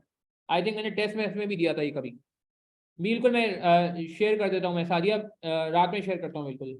अच्छा, ये जो सवाल है, ये सवाल का ए पार्ट जो है वो है, prepare revise portfolio of provident fund and respected returns को। यार one of the benchmark question रख लें, मैं हमेशा इसको बेंचमार्क क्वेश्चन में शामिल करता हूँ। This is one of the very good question, quality question है, जबरदस्त क्वेश्चन है, मजा आ जाता है सॉल्व करके। ठीक है, ये पोर्टफोलियो थ्योरी और सीएपीएम से है। अच्छा, मगर हमें ए पार्ट नहीं करना, हमें इसका बी पार्ट करना है। 3 मार्क का सवाल है, briefly discuss the risk and return of restructured portfolio with the existing portfolio of the provident fund. ये कॉमन सवाल है, इस तरह के सवाल सीएपीएम के सवालों के साथ ना, या पोर्टफोलियो थ्योरी के सवालों के साथ, इस तरह का सवाल आता जरूर है, तकरीबन आ जाता है।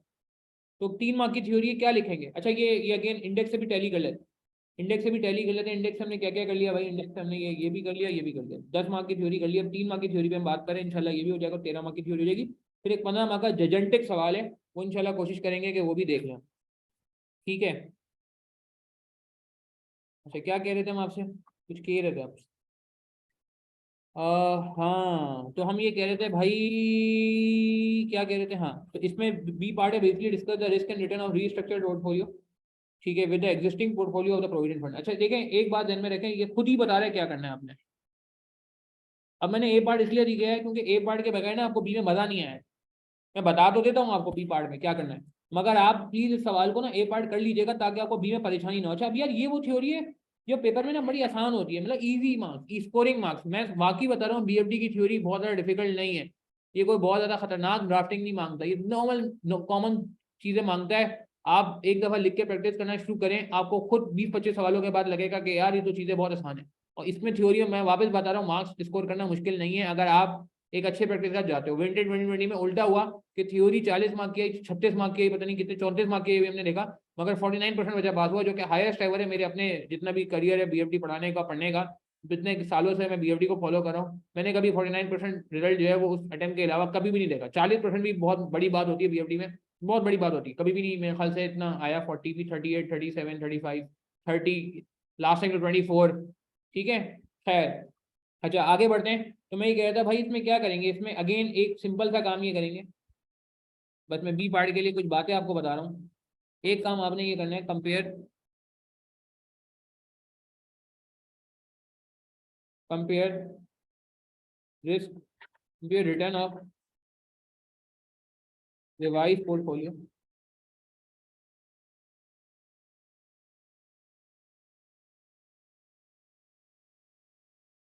with the risk of existing portfolio. ठीक है, ये काम करना है, फिर compare, sorry, return versus return,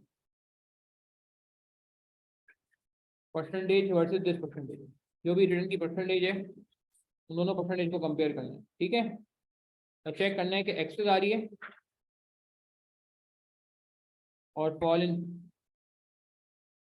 ये आपने बताया। ठीक है, फिगर अभी मेरे सामने नहीं क्योंकि हमने सवाल सॉल्व नहीं किया, मगर आई डोंट थिंक ये 3 मार्क्स जो है। अच्छा, कुछ लोग ना थ्योरी को देख के छोड़ भी देते हैं कि आखिर में टाइम बचेगा तो करेंगे, हालांकि मैं समझता हूँ थ्योरी स्कोरिंग भी ज्यादा होती है और जल्दी भी हो जाती है, थ्योरी टाइम सेवर होती है, पता है आपको। अच्छा, दूसरा काम क्या करेंगे, कंपेयर रिटर्न, रिटर्न कर लिया, अब आपने रिस्क कर लेंगे। अच्छा, रिटर्न ज्यादा होना अच्छी बात है, बिल्कुल जी। रिस्क ज्यादा होना अच्छी बात है, बिल्कुल भी नहीं। Compare risk of revised portfolio, risk मतलब स्टैंडर्ड डेविएशन, ऐसा ही है ना। रिस्क के लिए हम स्टैंडर्ड डेविएशन यूज करते हैं या वेरिएंस यूज कर लेते हैं, या वेरिएंस यूज कर लेते हैं। ठीक है, विद द,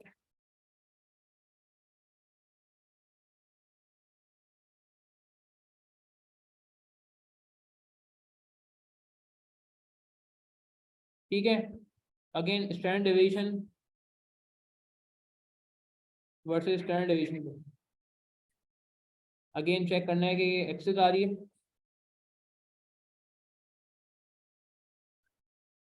इंक्रीज हो रही है या डिक्रीज हो रही है। ठीक है, 3 मार्क का है, मेरे ख्याल से बहुत अच्छा स्कोरिंग एनालिसिस हो जाएगा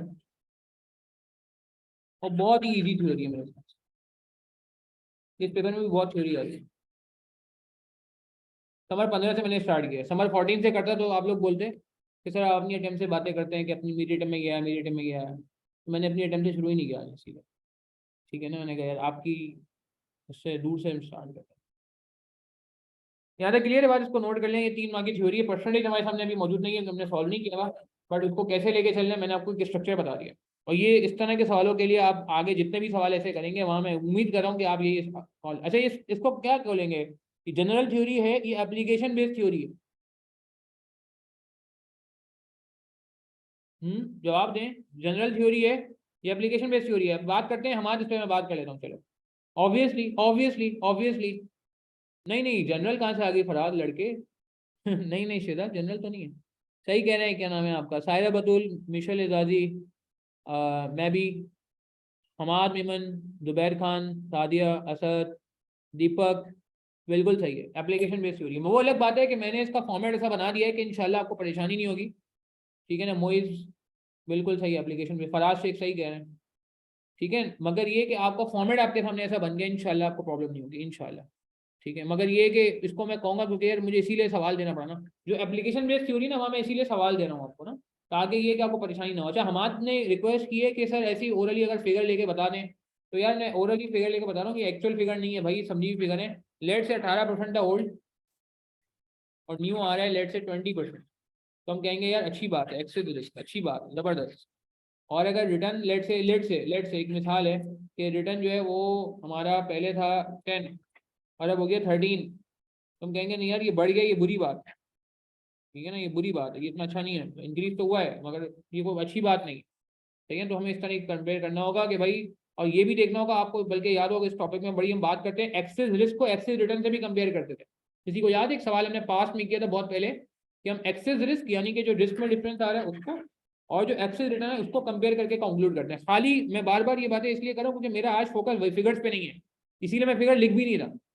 ठीक है ना, कि मैं ये समझाना चाह रहा हूँ कि यार देखो, फिगर के बगैर भी ना हमें सोचना होगा, कि ये ना हम फिगर के बगैर ना सोचें, कर सकते हैं ऐसे भी, बिल्कुल बिल्कुल।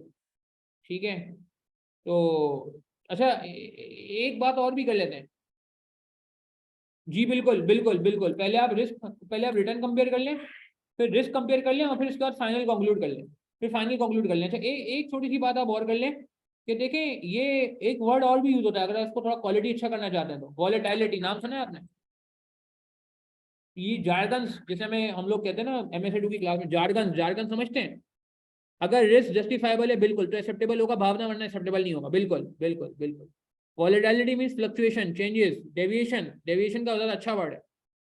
शार्प रेशो यूज ना करें यार, देखो मसला ये मोहसिन, शार्प रेशो ना जब वो बोले तब यूज करें, क्योंकि वो हर बच्चे की रेंज में नहीं होता शार्प रेशो ना। पेपर में खामा खाए में आप शार्प रेशो निकालो, पता चला एग्जामिनर ने भी नहीं निकाला हुआ, तो फिर ये होगा पेपर में टाइम भी ज़ाया होगा और मार्क्स कटने के भी चांस होंगे। समझ रहे हो बात को?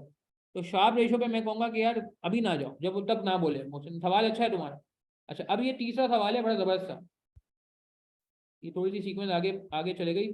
हमारे 15 क्वेश्चन। थ्योरी का मसला यही है, थ्योरी का जो एक बहुत बड़ा जो डर है ना, थ्योरी का इशू ये है कि थ्योरी जो है ना बड़ी खतरनाक चीज होती है।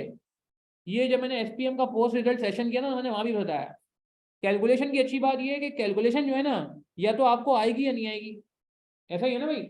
गलत कैलकुलेशन करते हुए कितना डर लगता है, बल्कि बाद अवत तो ऐसा होता है सही कैलकुलेशन करते हुए भी डर लग रहा होता है, कॉन्फिडेंस नहीं आ रहा होता। हालांकि बाद में आप जब चेक करते हो आप कहते हो यार ये तो मुझे लग रहा था गलत है, पता चला सही है। प्रैक्टिस करते हुए कभी ऐसा भी होगा आपके साथ जिंदगी में कि आपको सवाल खुद से प्रैक्टिस करने की कोशिश करोगे और आपको अंदर से वसवसा आ रहा होगा, शैतान आपके दिल में ख्याल डाल रहा होगा कि यार मैं क्यों टाइम जाया करूँ, तो गलत सॉल्व हो रहा है। ठीक है ना, ऐसा होता है नहीं होता। मेरे साथ जब मैं खुद BFD पढ़ता था तो आधे केस में तो ऐसा नहीं होता था, आधे केस में तो ऐसा ही होता था, जो गलत होता था वो गलत ही होता था, मगर आधे केस में सही भी होता था। मगर जब वो सही होता था तो वो बड़ा कॉन्फिडेंस क्रिएट करता था पेपर के लिए। थ्योरी में मसला क्या है कि जो बंदा नहीं पढ़ के जा रहा, जिसको आंसर नहीं भी आता, वो अटेम्प्ट जरूर करता है। और जब आप अटेम्प्ट कर लेते हो, ह्यूमन साइकी है, ह्यूमन साइकी क्या है कि जब आप अटेम्प्ट कर लेते हो तो बाद आप कहते हो यार इसमें आधे मार्क्स तो मिल ही जाएंगे। आप समझ रहे हो? आपको क्या होता है कि मैं आधे मार्क्स तो उठा ही लूंगा, हालांकि आप लिखो सही गलत वो आपको नहीं पता होता, आपको तो लग रहा होता बस मैंने लिख दिया। तो ये थ्योरी का बड़ा मसला है कि थ्योरी ना डेंजरस चीज तो ना है कि आपको पता नहीं होता आप लिख क्या रहे हो। आपको लग रहा था मैं सही लिख रहा हूँ, मगर जरूरी नहीं आप सही लिख रहे हो। कैलकुलेशन में आपको पता होता है कि आप सही करो गलत करो, मेजोरिटी केस में आप बाहर निकल के पता हिसाब लगा देते हो यार इसमें जो है ना इस सवाल में ये मसला हो गया। ठीक है खैर, तो coming back to the point, अब जरा हम एक और सवाल पे जाते हैं। क्वेश्चन नंबर 4 है ये, समर 2015 का। ये बड़ा अच्छा सवाल है, डिविडेंड थ्योरी से रिलेटेड है। अच्छा डिविडेंड थ्योरी जिन्होंने नहीं पढ़ा कोई टेंशन की बात नहीं, उसके बगैर भी वैसे ये सवाल इंशाल्लाह हो जाएगा, मगर बेहतर ये है कि डिविडेंड थ्योरी को भी देख लें, फिर आई थिंक और इसमें स्ट्रेंथ बनेगी। मगर कोई मसला नहीं है, इसके बगैर भी हम सवाल कर सकते हैं।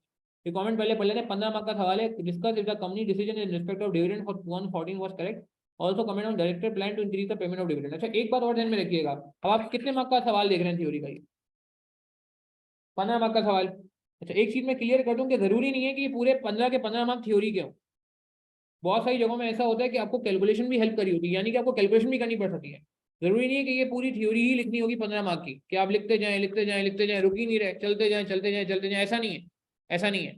अच्छा इसको आप जनरल थ्योरी बोलेंगे या एप्लीकेशन बेस्ड थ्योरी बोलेंगे? ऑब्वियसली ऑब्वियसली रिक्वायरमेंट पढ़ के साफ नजर आ रहा है, क्योंकि मैं इस बातें इसलिए कर रहा हूँ क्योंकि जनरल थ्योरी के लिए हमारा माइंडसेट अलग होना चाहिए और एप्लीकेशन बेस्ड थ्योरी के लिए हमारा माइंडसेट बिल्कुल अलग होना चाहिए। है नहीं ऐसा? ऑब्वियसली सही कह रहे हैं सारिया, सही कह रहे हैं मैं भी। ये हमारा जो है वो एप्लीकेशन बेस्ड थ्योरी है। अच्छा रिक्वायरमेंट वापस पढ़ेंगे एक दफा और ये सवाल सॉल्व करने की कोशिश करते हैं अभी जल्दी से। Discuss the company decision in respect of dividend for 114 was correct, also comment on director plan to increase the payment of dividend. Director कह रहा है डिविडेंड बढ़ाने की हम सोच रहे हैं, क्या ये हमारा डिसीजन, क्या ये डायरेक्टर की सोच सही है या नहीं है, ये आपने बताना है इसको देख के। ठीक है जी सवाल शुरू करें, क्या कह रही है? नंबर 15 क्वेश्चन नंबर 4, थोड़ी हेडिंग आगे पीछे हो गई है। Target company limited TCL has been the sole proprietor of specialized computer chain chip for the past several years. TCL has achieved high rate of growth during the last 3 years in a single product line. TCL does not have any plan for diversifying into new product. अच्छा देखिए यार please थोड़ा scenario में involve होना पड़ेगा, scenario में involve होना पड़ेगा। ठीक है 2015 का सवाल है मगर रेलिवेंट चीज़ है, तो कोई चीज़ हम ऐसी नहीं है कि छोड़ देना, रेलिवेंट है तो फिर हमें उसको बिल्कुल कवर करना चाहिए। ठीक है ना, रेलिवेंट है तो हमें इसको बिल्कुल लाजमी कवर करना चाहिए, लाजमी। ये नहीं हो कि हम उसको कहें नहीं यार इसको छोड़ दिया जाए, नहीं छोड़ने की जरूरत हरगिज नहीं है, हरगिज नहीं। अच्छा आगे बढ़ते हैं। सोल सप्लायर है स्पेशलाइज कंप्यूटर चिप्स का, कंप्यूटर चिप की बात हो रही है। Okay high rate of growth हो गई 3 सालों में। TCL does not have any plan for diversifying into new product, नया प्रोडक्ट में जाने की कोई इनकी ख्वाहिश नहीं है। ठीक है आगे क्या कह रहे हैं, आगे हमसे कह रहे हैं कि and seek to consolidate competitive advantage by developing improved version of the current product and expanding its share in the growing market, expanding its share of the growing market. Board meeting of TCL is scheduled to help next week to consider the draft accounts for the year ended 31st March 2015. and the declaration of dividend. A summary of the financial statement prepared by the finance department for review of the board of directors is presented below. Financial statement आपके सामने आ रही है जी, income statement आपके सामने आ रही है। 2016 की projected है, 2015 की ड्राफ्ट है और 2014 की ऑडिटेड है। तो पास्ट भी आ गया, प्रेजेंट भी आ गया और फ्यूचर भी आ गया, ठीक है ना। कंपनी का माजी, कंपनी का हाल, कंपनी का मुस्तकबिल, ये तीनों चीज़ें इन्होंने आपको दे दी। रेवेन्यू भी बता दिया गया, ऑपरेटिंग प्रॉफिट बता दिया गया, फाइनेंशियल कॉस्ट यानी कि सूदी एक्सपेंस बता दिया गया, हराम एक्सपेंस बता दिया गया, प्रॉफिट बिफोर टैक्स बता दिया गया, इनकम टैक्स कितना लग रहा है, 30% लग रहा है जी, वो भी बता दिया गया। तो फिर प्रॉफिट आफ्टर टैक्स आ गया, नेट प्रॉफिट आ गया आपके सामने। बैलेंस शीट भी इन्होंने समराइज वे में आपको दे दी है, ठीक है जी। नॉन करंट एसेट्स आ गए तीनों सालों के, करंट एसेट्स हैं, रिसीवेबल्स है, कैश है, इक्विटी एंड लायबिलिटीज है, रिटेन प्रॉफिट है, लोन, डेफर्ड टैक्स वगैरह है, ठीक है। अच्छा, अब ये पैराग्राफ बड़ा इंपॉर्टेंट है, प्लीज देखिएगा। कोई बात नहीं, अगर डिविडेंड थ्योरी नहीं भी पढ़ा हुआ आपने तो भी मैं समझता हूँ कोई टेंशन की बात नहीं है, तो भी कोई टेंशन की बात नहीं है, ठीक है। अगर आपने डिविडेंड थ्योरी नहीं भी पढ़ा हुआ तो भी ये सवाल हम आपके साथ मिलकर कर सकते हैं, कोई ऐसी बात इसमें नहीं है, ठीक है। अच्छा, तो क्या बात हो रही थी, हाँ, ये क्या कह रहे हैं, अब जरा इसको देख लेते हैं। ये डिविडेंड थ्योरी का क्वेश्चन है कि कोई डिविडेंड थ्योरी का क्वेश्चन है, मगर हम सॉल्व कर सकते हैं, कोई सी बात नहीं है। The final dividend for 2014 amounted to 224 million, which was paid during the year ended 31st March 2015. Final dividend जो है 224 मिलियन है, जो कि हमने 2015 के ईयर में पे करना है, ठीक है। In view of company sound financial position, the director had shown their inclination to increase the dividend pay out in the last meeting to the board. Dividend pay out क्या चीज होती है मैं आपको समझा रहा था, कोई टेंशन की बात नहीं है। Financial projection for the year ending 31st March 2016 include repayment of loan amounting to 80 million and 2015 में कुछ नहीं हुआ। In capital expenditure of 640 million, ठीक है। 2015 में 320 मिलियन हुआ। Discuss if the company decision in respect of dividend for 2014 was correct. Also comment on directed plan to increase the payment of dividend. 15 mark का सवाल है, ये मेरे हिसाब से ना 15 मार्क बहुत ज्यादा है, बहुत ही ज्यादा है, ठीक है ना। इसको अगर देख लेते हैं कोई टेंशन भी और नहीं, मगर 15 मार्क के लिहाज से मैं समझता हूँ कि इसमें काफ़ी सारी चीज़ें जो हैं वो हमें शो करनी चाहिए ताकि मार्क्स जो है वो इसके जस्टिफाइबल हो जाए, ठीक है जी। अच्छा, अब एक काम करते हैं, पहले तो मुझे एक बात बताएं, डिविडेंड पे आउट क्या होता है, कोई बता सकता है? Dividend pay out I think accounting का टर्म है। एनीवन कोई पार्टिसिपेट करे जरा मुझे बताए, निकालते कैसे dividend pay out. Summer 15 question number 4 solve कर रहे हैं।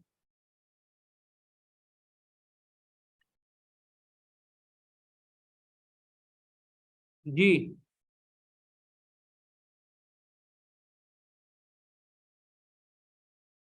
ठीक है, सही कह रहे हैं। नहीं, कैलकुलेट कैसे करते हैं हम आज सारी प्रॉफिट कैलकुलेट, ये कैलकुलेट कैसे करते हैं, ये थोड़ी मैं पूछ रहा हूँ होता क्या है मतलब। चलो मैं बता देता हूँ, डिविडेंड पे आउट सही है, कुछ लोगों ने सही बताया, very good. Dividend pay out का फॉर्मूला होता है dividend divide by earning. Profit after tax भी कह सकते हैं, बिल्कुल बिल्कुल, प्रॉफिट आफ्टर टैक्स भी कह सकते हैं। नहीं नहीं नहीं, हमारे में simple simple dividend upon earning, यानी कि डिविडेंड दिया कितना है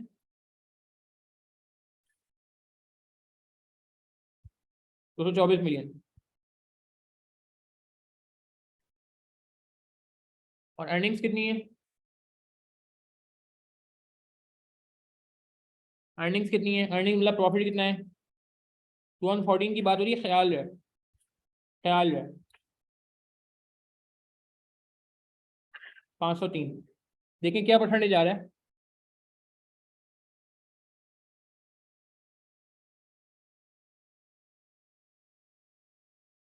क्या परसेंटेज आ रहा है।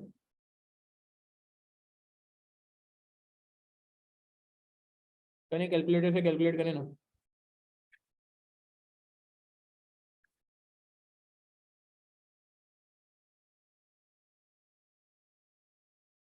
44.5, थैंक यू थैंक यू। अच्छा, शो क्या कर रहा है, शो क्या कर रहा है, आउट ऑफ प्रॉफिट ऑफ 100, ठीक है ना, कंपनी इज पेइंग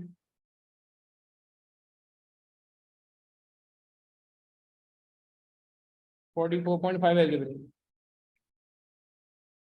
एग्री करेंगे, एग्री करेंगे, 45% ऑलमोस्ट, बिल्कुल बिल्कुल। ये परसेंटेज बुरा नहीं है वैसे, रिटेंशन रेट इसका माइनस करके आएगा भैया, अगर आप 100% में से माइनस करेंगे 55.5% वो रिटेंशन आ जाएगा जो वहां इस्तेमाल होता था। याद है डिविडेंड पे आउट बल्कि हमने पढ़ा हुआ है, वो याद है गॉर्डन ग्रोथ मॉडल। इसी बहाने चलो इस कोर्स का रिवीजन हो रहा है। किसी को याद है ना गॉर्डन ग्रोथ मॉडल हमने पढ़ा था जब हम डिविडेंड ग्रोथ मॉडल पढ़ते थे। ग्रोथ रेट निकालने के दो तरीके होते थे, एक पावर के थ्रू निकाला जाता था और एक गॉर्डन ग्रोथ मॉडल के थ्रू के निकाला जाता था। G is equal to B into R. कैसा कनेक्ट हो रहा है? G is equal to B into R. Retention percentage को मल्टीप्लाई करते थे रेट ऑफ रिटर्न से। बी रिटेंशन परसेंटेज होता था, आर रेट ऑफ रिटर्न होता था। लॉजिकली हमने उसको पूरा एक्सप्लेन किया था। बिल्कुल सही का बकार, बहुत प्यारी बात की। यही फॉर्मूला है। बिल्कुल बिल्कुल बिल्कुल मोहसिन नदीम, बिल्कुल सही बात की। ठीक है ना?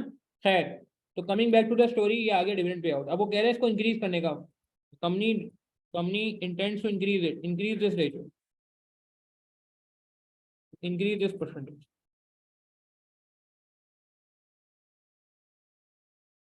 इसको हम देखते हैं। अच्छा एक सवाल है, क्या कंपनी को सारे प्रॉफिट डिविडेंड में किस तौर पर बांट देने चाहिए? डिविडेंड कैश आइटम होता है, नॉन कैश आइटम होता है? चलिए मैं टू द पॉइंट बात करता हूं। डिविडेंड कैश आइटम होता है, नॉन कैश आइटम होता है? तो बड़े लोग ये कहते हैं, कुछ बुक्स ये कहती हैं। बिल्कुल बिल्कुल बिल्कुल, आपने नाम भी सुना होगा यार, वो बोनस इशू याद है जिसको हम कहते हैं non cash dividend. Bonus issue क्या होता है? फ्री में शेयर दे देते हैं। जब कैश का मसला होता है, जब पैसों का मसला होता है, जब कंपनी का पैसे नहीं होते, पैसे नहीं होते तो फिर क्या करती है कंपनी? जब कंपनी का पैसे नहीं होते तो कंपनी कहती है भाई एक काम करो, हमसे शेयर ले लो, हमारे पास पैसे नहीं है भाई। ठीक है ना? वो एक अलग गेम थे। मगर ये जो क्या कहते हैं नॉर्मल हालात है, इसमें कंपनी जो डिविडेंड दे रही है इसका अलग क्या ही दे रही, पैसे दे रही। ठीक है। अच्छा अब मेरा एक सवाल है, गौर से सुनिएगा। क्या कंपनी को सारा प्रॉफिट बांट देना चाहिए? नहीं, नहीं। while paying for dividend,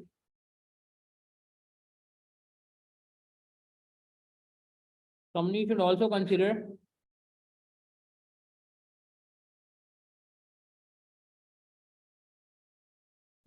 cash flows, whether enough cash flows are available।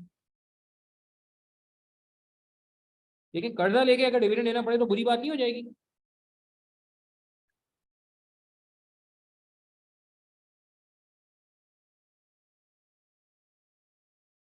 क्या ख्याल है? नहीं, मेरी बात समझ आ रही है मैं कहना क्या चाह रहा हूँ? अगर कंपनी कर्जा लेके डिविडेंड देगी तो बुरी बात नहीं हो जाएगी? तो बेहतर क्या है? ये देख ले भाई, पैसे इतने हैं भी देखे। अच्छा तो ये नजर तो आ रहा है पैसे तो बहुत हैं। पैसे तो 503 है ना? नहीं नहीं नहीं, पहली बात ये कि डिविडेंड 2014 में पे होगा, 15 में पे होगा? सवाल है, सवाल। पहली बात, पेमेंट की बात हो रही है, कैश की बात हो रही है। आप लोग प्रैक्टिकली भी जानते हो, बुक क्लोजर होता है प्रैक्टिकली। जिन्होंने लॉ पढ़ा हुआ है, नहीं भी पढ़ा हुआ तो आपने कैश वाले पढ़ा होगा। पहले बुक क्लोजर होता है। ऐसा नहीं होता कि आप जो है हाँ 2015 में डिविडेंड देना है, 16 में नहीं, सादिया वो तो 2016 का तो बाद में आएगा। अभी 14 का डिविडेंड तो पे करते हैं हम, 14 का। और दूसरी बात ये कि क्या प्रॉफिट और क्या ही बराबर होता है? चलो 2015 में प्रॉफिट तो अच्छा खाता है, क्या प्रॉफिट और क्या ही बराबर होता है? नहीं नहीं नहीं, नेवर, एब्सोल्युटली नॉट। ये डायलॉग है ना, एब्सोल्युटली नॉट, कि प्रॉफिट और क्या ही बराबर नहीं होता। नहीं, अभी सादिया ये कह रहा है कि अभी इसमें पे कर दिया तो इस पे हमें डिसीजन की बात वो डिस्कस करना है ना, इस वजह से। आप बिल्कुल सही कह रहे हैं कि इसने पे तो कर दिया है, मगर हमें चूंकि इस पे कमेंट भी करना है कि ये डिसीजन सही था नहीं था। सही है ना? इसीलिए हम अब इस पे बात करें, पहले पार्ट में बात करें। बिल्कुल, फिर दूसरी जो बात है ना वो सेकंड पार्ट है। ऑल्सो कमेंट, ये सेकंड पार्ट हो गया ना। तो पहले हम एक पार्ट को देख लेते हैं और फिर दूसरे पार्ट को देख लेंगे। बिल्कुल बिल्कुल बिल्कुल, ये first part of the story है कि 2014 का सही पे हुआ है नहीं हुआ। और फिर second part of the story है कि इंक्रीज की बात करें, इंक्रीज करें या ना करें, तब जाके मार्क जो है 15 बनना है। कमेंट तो करना है ना? क्या ख्याल है? सही है? हाँ हाँ, पे ओके है भैया, मैं इसमें कोई, बिल्कुल आप लोग सही कह रहे हो, कोई दो राय नहीं है। मगर ये पे सही हुआ है नहीं हुआ, ये भी तो जवाब सवाल है। क्या ये पेमेंट सही हुई है? तो ये आप डिस्कस करें कि हाँ यार 2014 में भी इतना पे होना चाहिए था। अब 2014 को कैसे डिस्कस करेंगे मैं आपको समझा रहा हूँ। आप देखें 2014 का डिविडेंड 15 में पे हुआ है। 15 में प्रॉफिट तो बहुत है, मगर 15 का कैश निकाल सकते हैं? वो आपको याद है कैश फ्लो कैसे निकालते थे? फ्री कैश फ्लो याद आ रहा है किसी को? Free cash flow to company, free cash flow to equity. हाँ, फ्री कैश फ्लो निकाल के देखें जरा।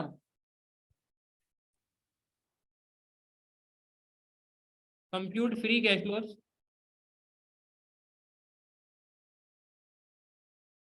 equity in order to identify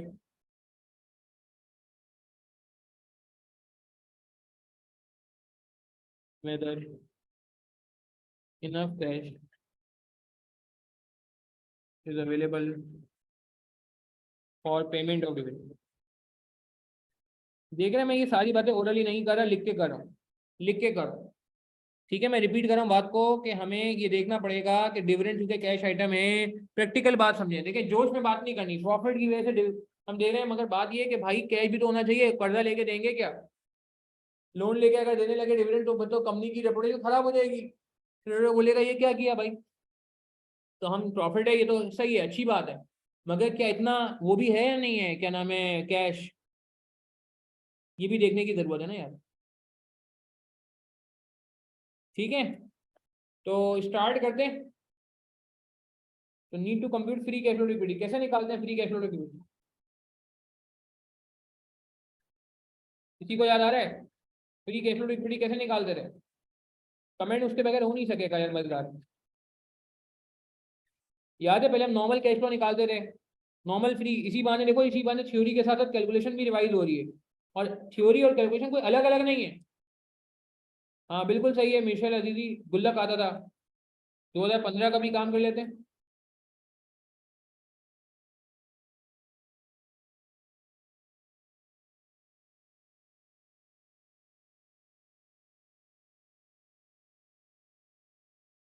thirty first March 2015,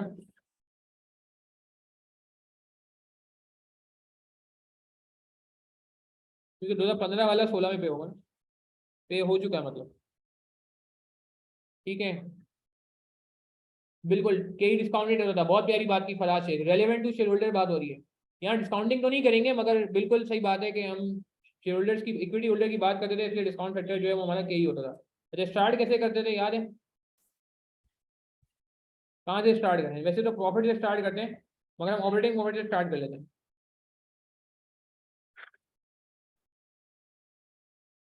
क्या करते थे याद करें? ऑपरेटिंग प्रॉफिट करते थे, फिर क्या करते थे?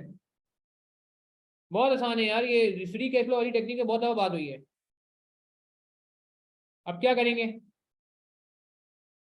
बताएं, शाबाश, सोचें सोचें। हाँ हाँ हाँ, ऐड डेप्रिसिएशन, डेप्रिसिएशन निकालें। डेप्रिसिएशन कैसे निकालेंगे?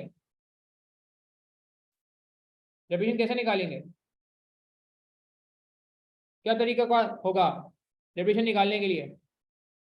पता है आपको? दी भी नहीं है डेप्रिसिएशन, तो क्या हुआ, खैर हो गई, कोई बात नहीं। क्या हम कैलकुलेट खुद से नहीं कर सकते क्या? क्वेश्चन शो कर दूंगी ये इसने बताया हुआ है कितने का एसेट खरीदा है, 640 का खरीदा, 320 का खरीदा। टी अकाउंट बना लें, डिफरेंस निकाल लें, डिफरेंस लेके भी कर सकते हैं, हाँ सही कह रहे हैं। टी अकाउंट बना के भी कर सकते हैं, डिफरेंस लेके भी कर सकते हैं, किसी भी तरीके से करना चाहें, जिस तरीके से आपको मुनासिब लगे यार, मगर कैलकुलेट करें जरा, ट्राई करें।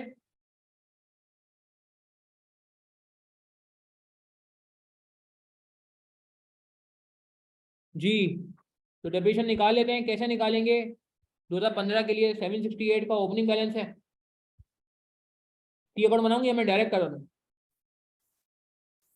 टी अकाउंट बना लो।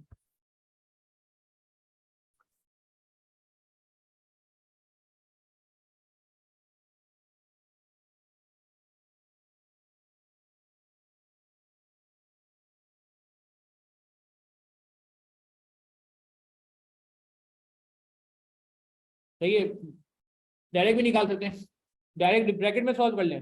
चलो इसमें ब्रैकेट में सॉल्व कर लेते हैं, टी अकाउंट में नहीं कर, टी अकाउंट आगे के लिए रख लेते हैं।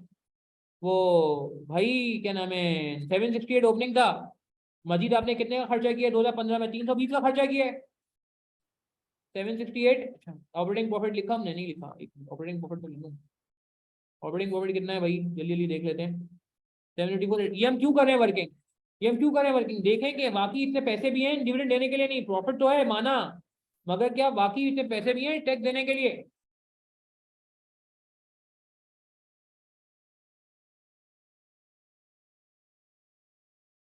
डेप्रिसिएशन के लिए क्या करेंगे? 768 प्लस 320 माइनस 928 करें, कितना आ रहा है? ट्राई करेंगे आप लोग, ट्राई करेंगे आप लोग। 768 प्लस 320, मैं 2015 पहले कर रहा हूँ।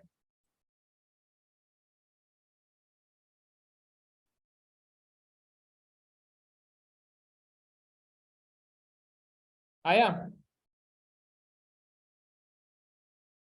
नहीं नहीं, टैक्स अभी बताता हूँ, टैक्स को छोड़ दो, टैक्स में बता दूंगा, टैक्स बताया था मैं।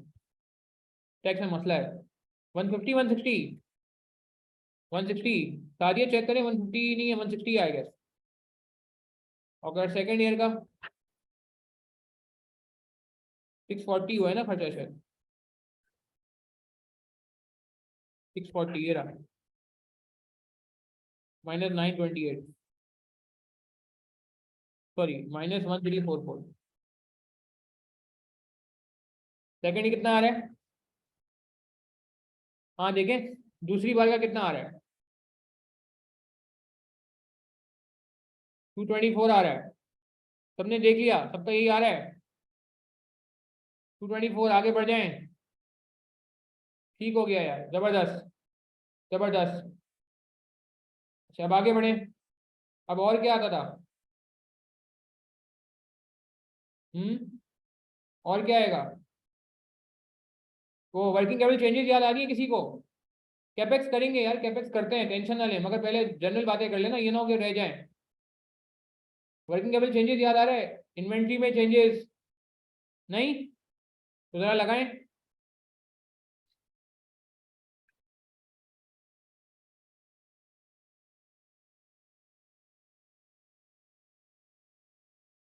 क्या हो रहा है? इन्वेंट्री बढ़ रही है, कम हो रही है? 2015 में बात कर लेते हैं पहले, पहले सिर्फ इसको देख रहे हैं, पहले हम सिर्फ इन डब्बों को देख रहे हैं। इन्वेंट्री बढ़ रही है, increase in cash, decrease in cash, capex, capital expenditure को कहते हैं, कैपिटल एक्सपेंडिचर शॉर्ट फॉर्म है ना। हाँ, इन्वेंट्री बढ़ रही है, क्या करेंगे? इंक्रीज और decrease in inventory, changes in inventory कर लेते हैं। डिक्रीज इन कैश, पैसा फंस गया, पैसा फंस गया, पैसा ब्लॉक हो गया। कितना इंक्रीज हो रही है इन्वेंट्री? कितने से? 12 से, और बाद में डिक्रीज हो रही है 4 से। 12 से डिक्रीज हो रही, इंक्रीज पहले बढ़ रही है तो माइनस हो जाएगा। डेप्रिसिएशन इसकी कितनी आ रही थी? 224 आ रही थी ना आप लोग।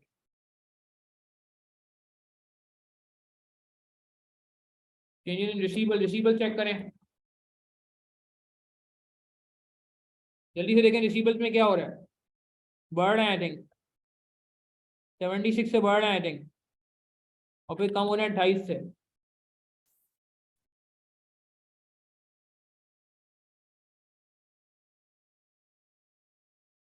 Changes in payables, payables, payable बढ़ना अच्छी बात है, पैसे रुक जाते हैं आपके पास।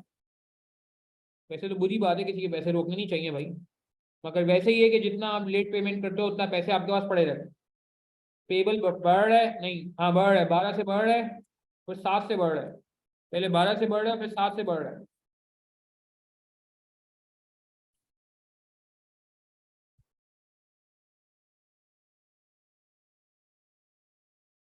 ठीक है जी, बात समझ आई? जाने और क्या आता है इसमें? और क्या आता है इसमें? हाँ, टैक्स लेस करते हैं, टैक्स लेस नहीं होगा, टैक्स लेस नहीं होगा, टैक्स लेस करना पड़ेगा।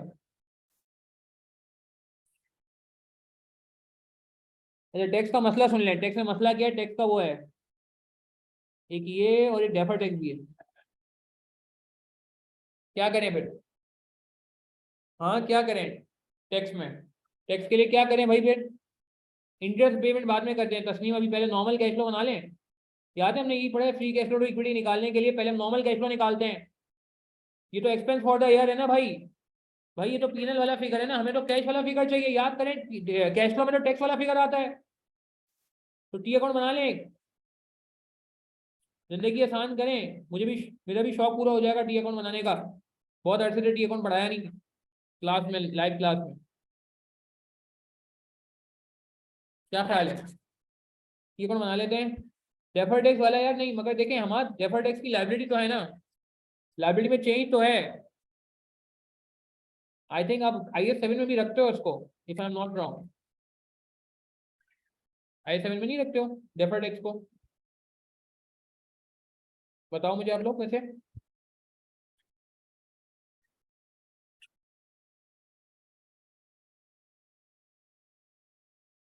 बाकी लोगों का क्या ख्याल है डेफर्ड टैक्स के बारे में? वैसे अच्छा है, क्लियर कर लेना। ठीक है, चलो बेस्ट हो गया। रखते हैं ना, बस सही है। यहाँ भी रख ले, ठहरो। एक्रूवल आ जाएगा यहाँ पे। डेफर्ड टैक्स भी लाइबिलिटी है, ठीक है ना, डेफर्ड टैक्स भी लाइबिलिटी है।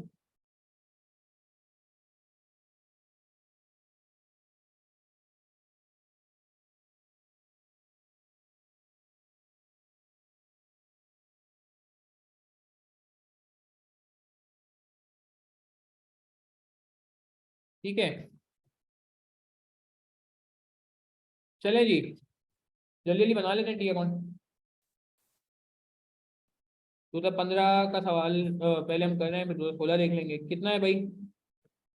ओपनिंग हमारे पास है टैक्स का 186, क्लोजिंग है 204।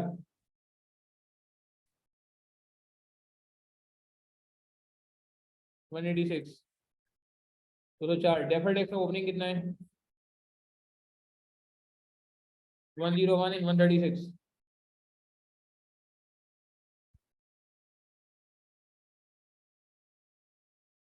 पीनल की फिगर इधर आती थी, ठीक है ना, और फिर बैंक की फिगर यहाँ बैलेंसिंग आ जाएगी।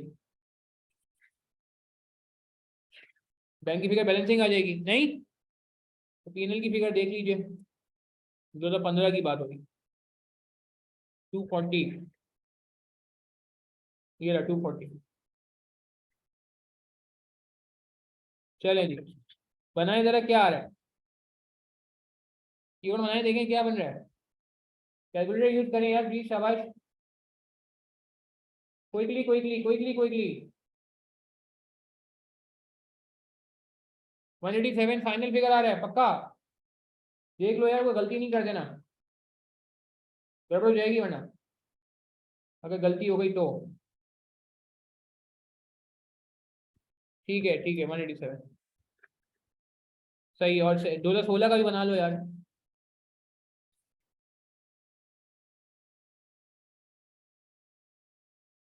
2016 का भी कितना बनेगा?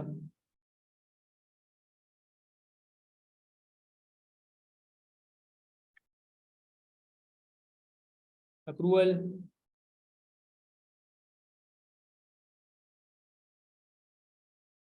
डेफर्ड टैक्स, ठीक है 204 आ रहा है। बाकी लोग भी चेक कर लें, तस्नीम का 204 आ रहा है।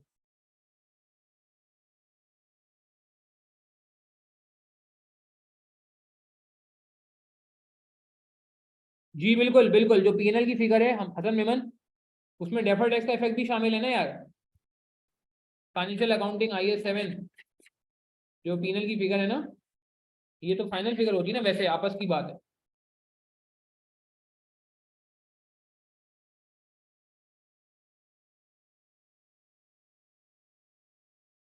ठीक है, तो ये कैरी डाउन ब्रॉडाउन बन जाएगा यहाँ का। सॉरी ब्रो, जो हाँ कैरी डाउन यहाँ का ब्रॉडाउन बन जाएगा। तो 4 136, ये फिगर हम बैलेंस शीट से उठाते हैं, बैलेंस शीट से। बैलेंस शीट क्या कह रही है? बैलेंस शीट कह रही है भाई 228 है पेबल, 165, 228 और 165।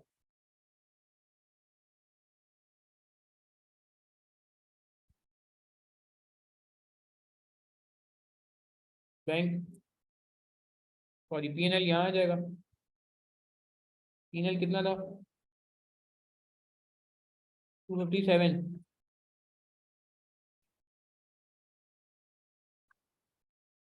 204 आ रहा है सबका, बाकी चेक कर लें प्लीज यार लोग। 204 is the right answer, confirm कर लें।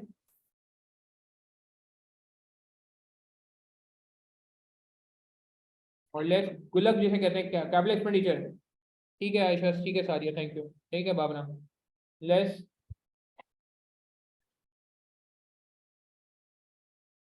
अब देखिए डायरेक्ट नहीं, 15 मार्क का सवाल है तो यार 15 मार्क के लिए हमें कुछ तो इंसाफ करना पड़ेगा ना सवाल के साथ। ऐसे थोड़ी जनरल कहानी लिख देंगे, हाँ हाँ बहुत अच्छा बेहतरीन, गो ऑन कैरी ऑन जबरदस्त, खा गए आप, डिविडेंड और दें, ऐसी बातें नहीं कर सकते ना, बच्चों के साथ बताना पड़ेगा भाई। वो कैपिटल एक्सपेंडिचर हम गुल्लक कहते हैं। 320 और 640 आएगा, ये कौन बनाते हुए मेरे जहन में आ रहा है। याद आ रहा है? ये नॉर्मल कैश फ्लो हो जाएगा, किसी को याद है? इसको हम नॉर्मल कैश फ्लो कहते थे, normal free cash flow. Free cash flow difficulty निकालते हैं, मैं आपसे कहता था कि पहले आप नॉर्मल फ्री कैश फ्लो निकाल लो, पहले टेंशन ना लो आप। Normal free cash flow, normal cash flow में भी फर्क ये होता था कि गुल्लक आ जाता था बस। ठीक है, कितना बन रहा है चेक करें। अब इसमें से लेस करते हैं इंटरेस्ट पेड, तभी डी अकाउंट बनेगा। और लेस करते हैं इसमें से रीपेमेंट ऑफ लोन,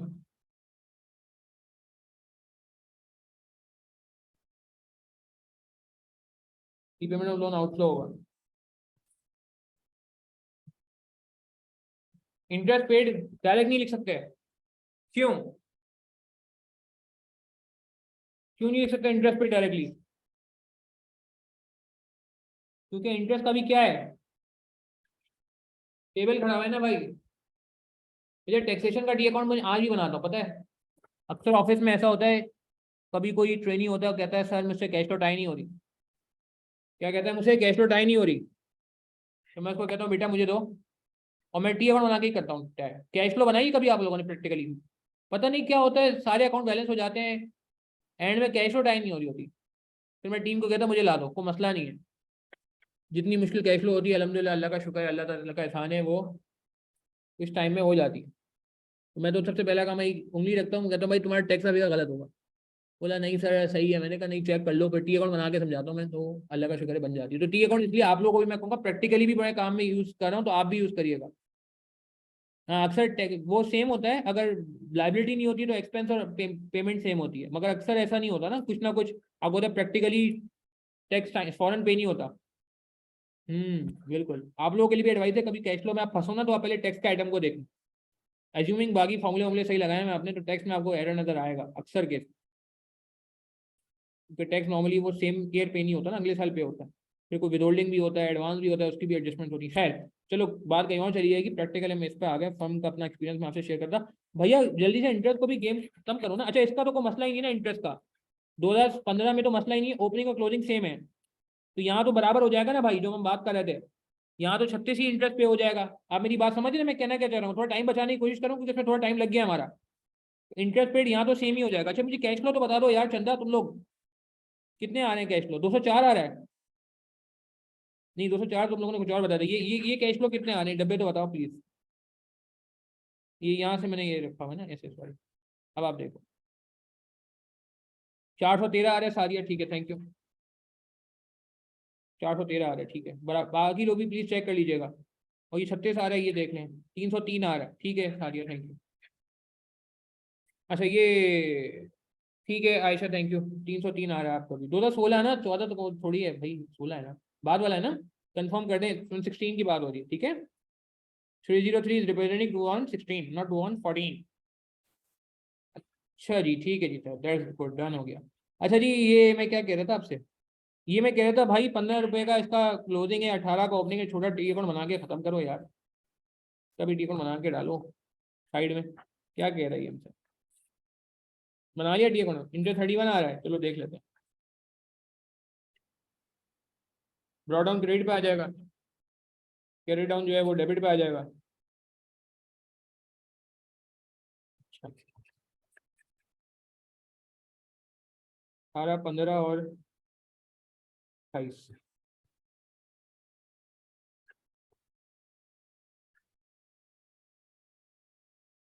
अच्छा ये अदान हो रही है, आप लोग नोट करें इतने में, आप लोग नोट कर लें, हम अदान के बाद बात करते हैं। 80 की लोन ही पेमेंट होगी।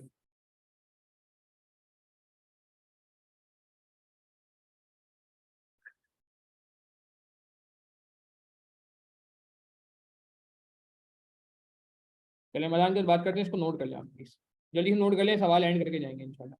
अच्छा चलिए यहाँ जल्दी जल्दी वाइंड अप करते हैं, ईशा की नमाज का भी टाइम हो रहा है। भाई मुझे आंसर बता देंगे आप लोग कितना कितना आ रहे हैं, जल्दी जल्दी बता दें, मैं फिर कमेंट करके क्लास एंड करता हूँ।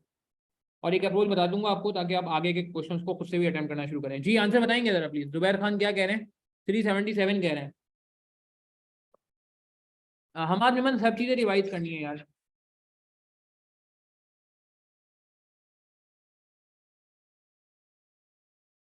देखें तस्नीम वो अलग से इसलिए नहीं लिया क्योंकि पूरा पूरा टैक्स ले लिया ना यहाँ पे।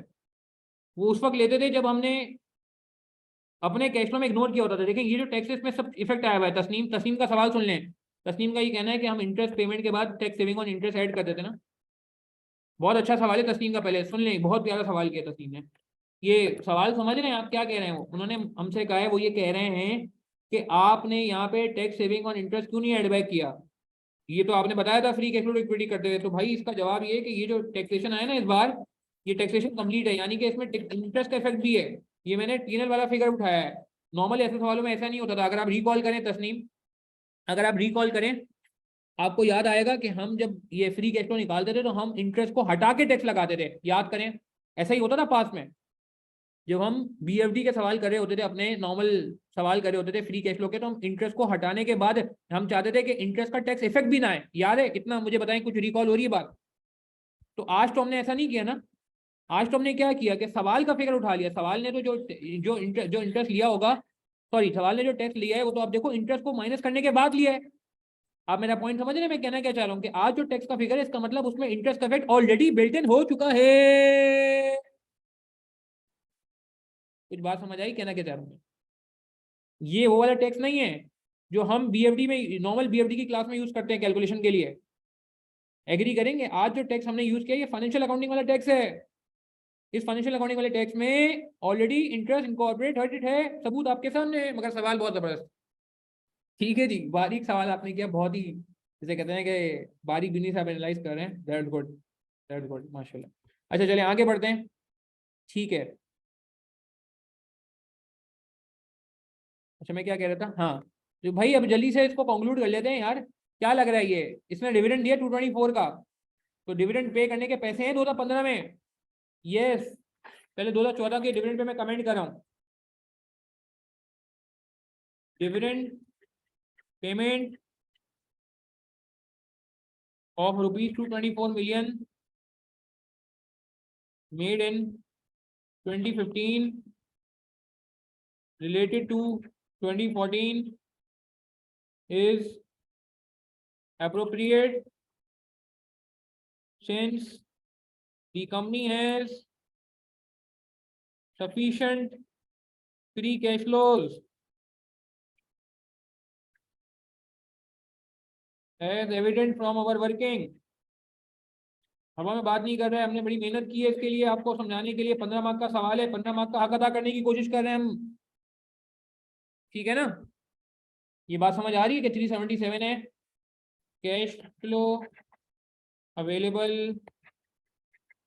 इन 2015, equity holders, free cash flow to equity was 377 million, so 224 million can be paid easily। ये बात समझ आ गई? पहला पॉइंट समझ आ गया। पहले उसने कहा था 2000, वैसे तुक नहीं बनती थी भाई, पे हो गया हो गया, मगर वो कह रहे नहीं आप पहले बताएं कि क्या ये डिसीजन सही था इसका। बिल्कुल सही है डिसीजन, बेहतरीन डिसीजन है यार, आप और भी पे कर सकते हो। ठीक है, एंड और सारा का सारा डिविडेंड नहीं किया, further some amount is retained for future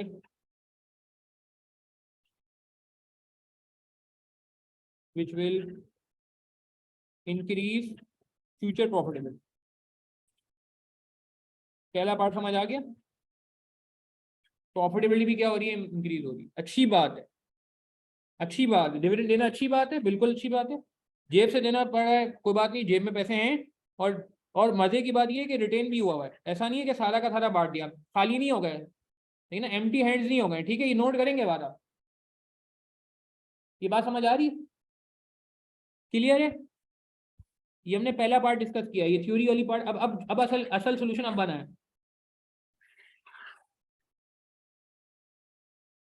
अच्छा अब सुनना है प्लीज, अब बड़ी बात है।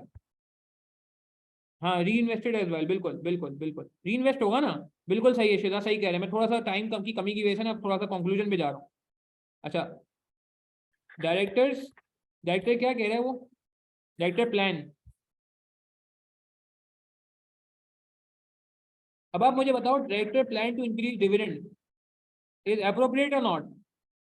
2016 में हमारे पास पैसे कितने बचेंगे भैया? 2016 में पैसे कितने बचेंगे? मैं स्क्रीन इसीलिए चेंज नहीं कर रहा। 2016 में तो हमारे पास पैसे खाली 192 बचेंगे।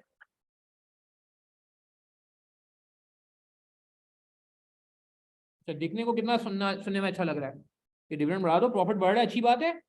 रिटेंशन रेशियो 45% है, जो कि ठीक है यार, कोई बात नहीं। मगर आप मुझे एक बात बताओ, प्रॉफिट तो बढ़ रहा है 2016 में, मगर आप डिविडेंड ज्यादा अफोर्ड कर सकते हो? प्लीज देखो, फोकस करना, मेरी इतनी देर की मेहनत हमारी जाया हो जाएगी अगर आपने इसका सही कनेक्ट नहीं किया। क्या 192 इनफ है? Director plan to increase dividend in 2016?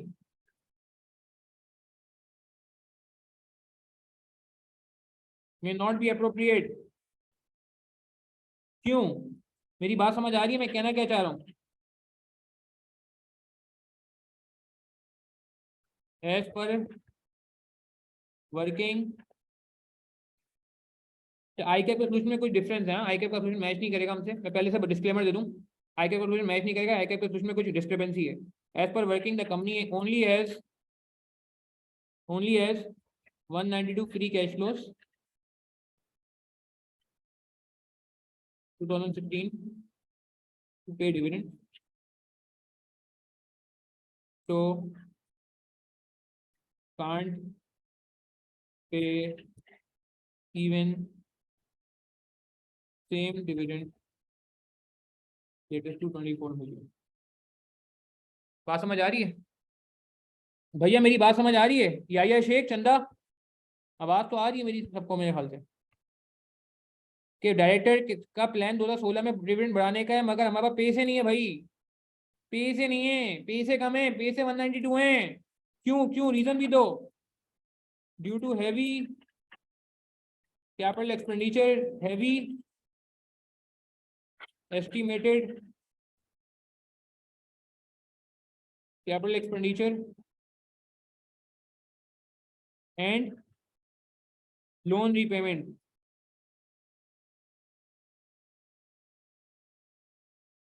Cash may not be available to higher dividend. Reason भी दो ना यार, ठीक है?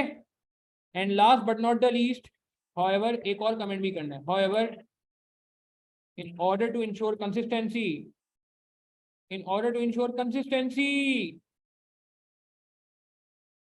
it is advisable to pay at least same dividend and explore